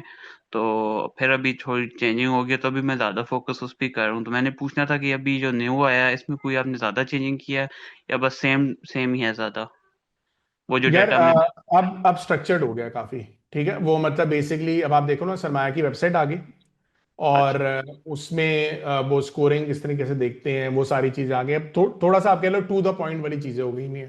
तो अच्छा, वो नहीं अगर डाटा, आप दोबारा करना चाहते हो कर सकते हो। नहीं डाटा जो है सिर्फ वो भी चेंज हुआ है या डाटा उसी के ऊपर आपने बस किया है, जो नहीं, डाटा पहले आप डाटा। समझो कि तकरीबन 80% वही है। कुछ चीजें देखो ऐड इन की है मैंने, दो तीन चीजें और भी ऐड इन किया। आपने सेशंस लिए थे मेरे, ये जो हम पहले पिछले साल में पूरे करते रहे, जिसमें मैंने इन्वेस्टर जीनी का थोड़ा सा चेंज भी किया था, तो आप ज्यादा सर अच्छे आपका रिजल्ट। आपसे ज्यादा इंटरेक्शन नहीं हो सा कि वो बस इधर उधर, मैं ज्यादा टेक्निकल पे फोकस कर रहा था। मैंने कहा एक चीज को पहले बेटर कर लूं, तो नंबरों को फिर मैंने कहा कि एक चीज पे करूंगा तो शायद इजी हो जाए, पर दो पे किया तो कंफ्यूजिंग हो जाता है थोड़ा सा। नंबर्स कुछ कह रहे होते हैं, टेक्निकल्स पे कुछ और आ रहा होता है। तो मैंने कहा पहले टेक्निकल्स पे फोकस कर लेता हूँ। तो दूसरा वो क्रिप्टो में भी यूज हो रहा है, प्रॉफर में भी यूज हो रहा था, तो तब फिर मैंने उस पर ज्यादा फोकस किया था। बट कोर्स मैंने किया हुआ है, लेकिन अब मैंने कहा कि मैं उसी को थोड़ा सा इम्प्रूव कर लेता हूँ। नंबर्स तो वही हैं सारे। हाँ देख लो, अगर आप करना चाहते हो वही चीज है, फंडामेंटल्स तकरीबन तकरीबन वही है, 80% आप कह लो वही है सारा कंटेंट। अच्छा सर, और एक और क्वेश्चन है, ये अभी इंक्रीजिंग वैल्यू आपने कहा है कितना कोई नहीं है गुड सिनेरियो, मतलब इसमें इतनी ज्यादा गाइडेंस नहीं मिलती, ज्यादा सरमाया स्कोर भी होता है। तो अभी मैंने देखा हाँ है काफी का नीचे है ये इंक्रीजिंग वैल्यू, लेकिन उनका कैश फ्लो भी इतना अच्छा नहीं है। तो हम तो ज्यादा कैश फ्लो को फॉलो करते हैं कि हाँ, वो कैश इज किंग। तो वो फिर इसमें हमें क्या देखना चाहिए, कैश पे फोकस करना चाहिए या ना ही कैश करना पे चाहिए? करना। देखो सिस्टम्स, अगर आपको याद है 2024 में क्या बात की थी मैंने, कि नहीं परफॉर्म करेगा, है ना? याद जी है ना अब आपको, आपका बैच 8 में चल रहा था, तो जी जी उसमें कैश का मसला आ रहा था ना। 2025 में अप्रैल में जाके मैंने सिस्टम्स की दोबारा बाय कॉल दी थी कि दोबारा से उनको उनका जो है एक्सचेंज गेन आया था। तो ये जी छोटी छोटी चीजें होती हैं, वो आप देखो इंट्रिंसिक वैल्यू से तो नहीं पता लगेगा आपको, ऐसे ही है जी ना? जी जी तो वो हमेशा ना थोड़ा सा इंट्रिंसिक वैल्यू, इस वजह से मैं कहता हूं कि यार कंफ्यूज कर देता है आपको। तो वो जी चीज आप देख सकते हो लाजमी। मैं ये कह रहा हूं कि आप सरमाया स्कोर अच्छा है, फिर आप जी इंट्रिंसिक वैल्यू देखो उसमें मार्जिन अच्छा आ रहा है, फिर you can go for it. अच्छा, बाकियों का जो क्वेश्चन रह गए हैं यार, अब काइंडली आप एक काम ये करो, फेसबुक के ऊपर कर लें, बाकी लोगों का मतलब थोड़े लोग ही रह गए, लेकिन अब आप टाइम थोड़ा ज्यादा हो गया। फराज खान, आपका मैसेज मुझे आया हुआ है, पोर्टफोलियो कितना बड़ा होना चाहिए for joining course? Doesn't have to be, जितना मर्जी आपका पोर्टफोलियो है, अगर आप करना चाहते हो मतलब लर्न करके ही करना चाहते हो, तो इसका कोई वो नहीं है कि इतना पोर्टफोलियो हो तो तब आप अब community is part of the course and is it life time? Yes, अभी तक कोर्स जो है आपका लाइफ टाइम रहेगा। अभी तक हमने लाइफ टाइम दिया, जो बैच 1 से चला सबको मिला हुआ है। कलर्ड स्क्रीन जो आपने शो की हैं, इकोनॉमी वाली को एक्सेस होगा। ये कलर जो स्क्रीन मैंने दिखाई हैं, ये एक्चुअली में मेरा एक लेक्चर है, उसके अंदर मैंने आपको सिखाया हुआ है कि कैसे आपने बनाना है। तो आप वो खुद से बना के आगे खुद से लेके चल सकते हो। ठीक है, वो मेरे ऊपर डिपेंडेंट नहीं है, वो आप खुद से भी कर सकते हैं। ठीक है, चलें जी, नेक्स्ट टाइम फिर इंशाल्लाह मुलाकात होगी जब भी हम सेशन करेंगे। मेरी तरफ से, सरमा की तरफ से, अल्लाह हाफिज, सी यू गाइस नेक्स्ट टाइम।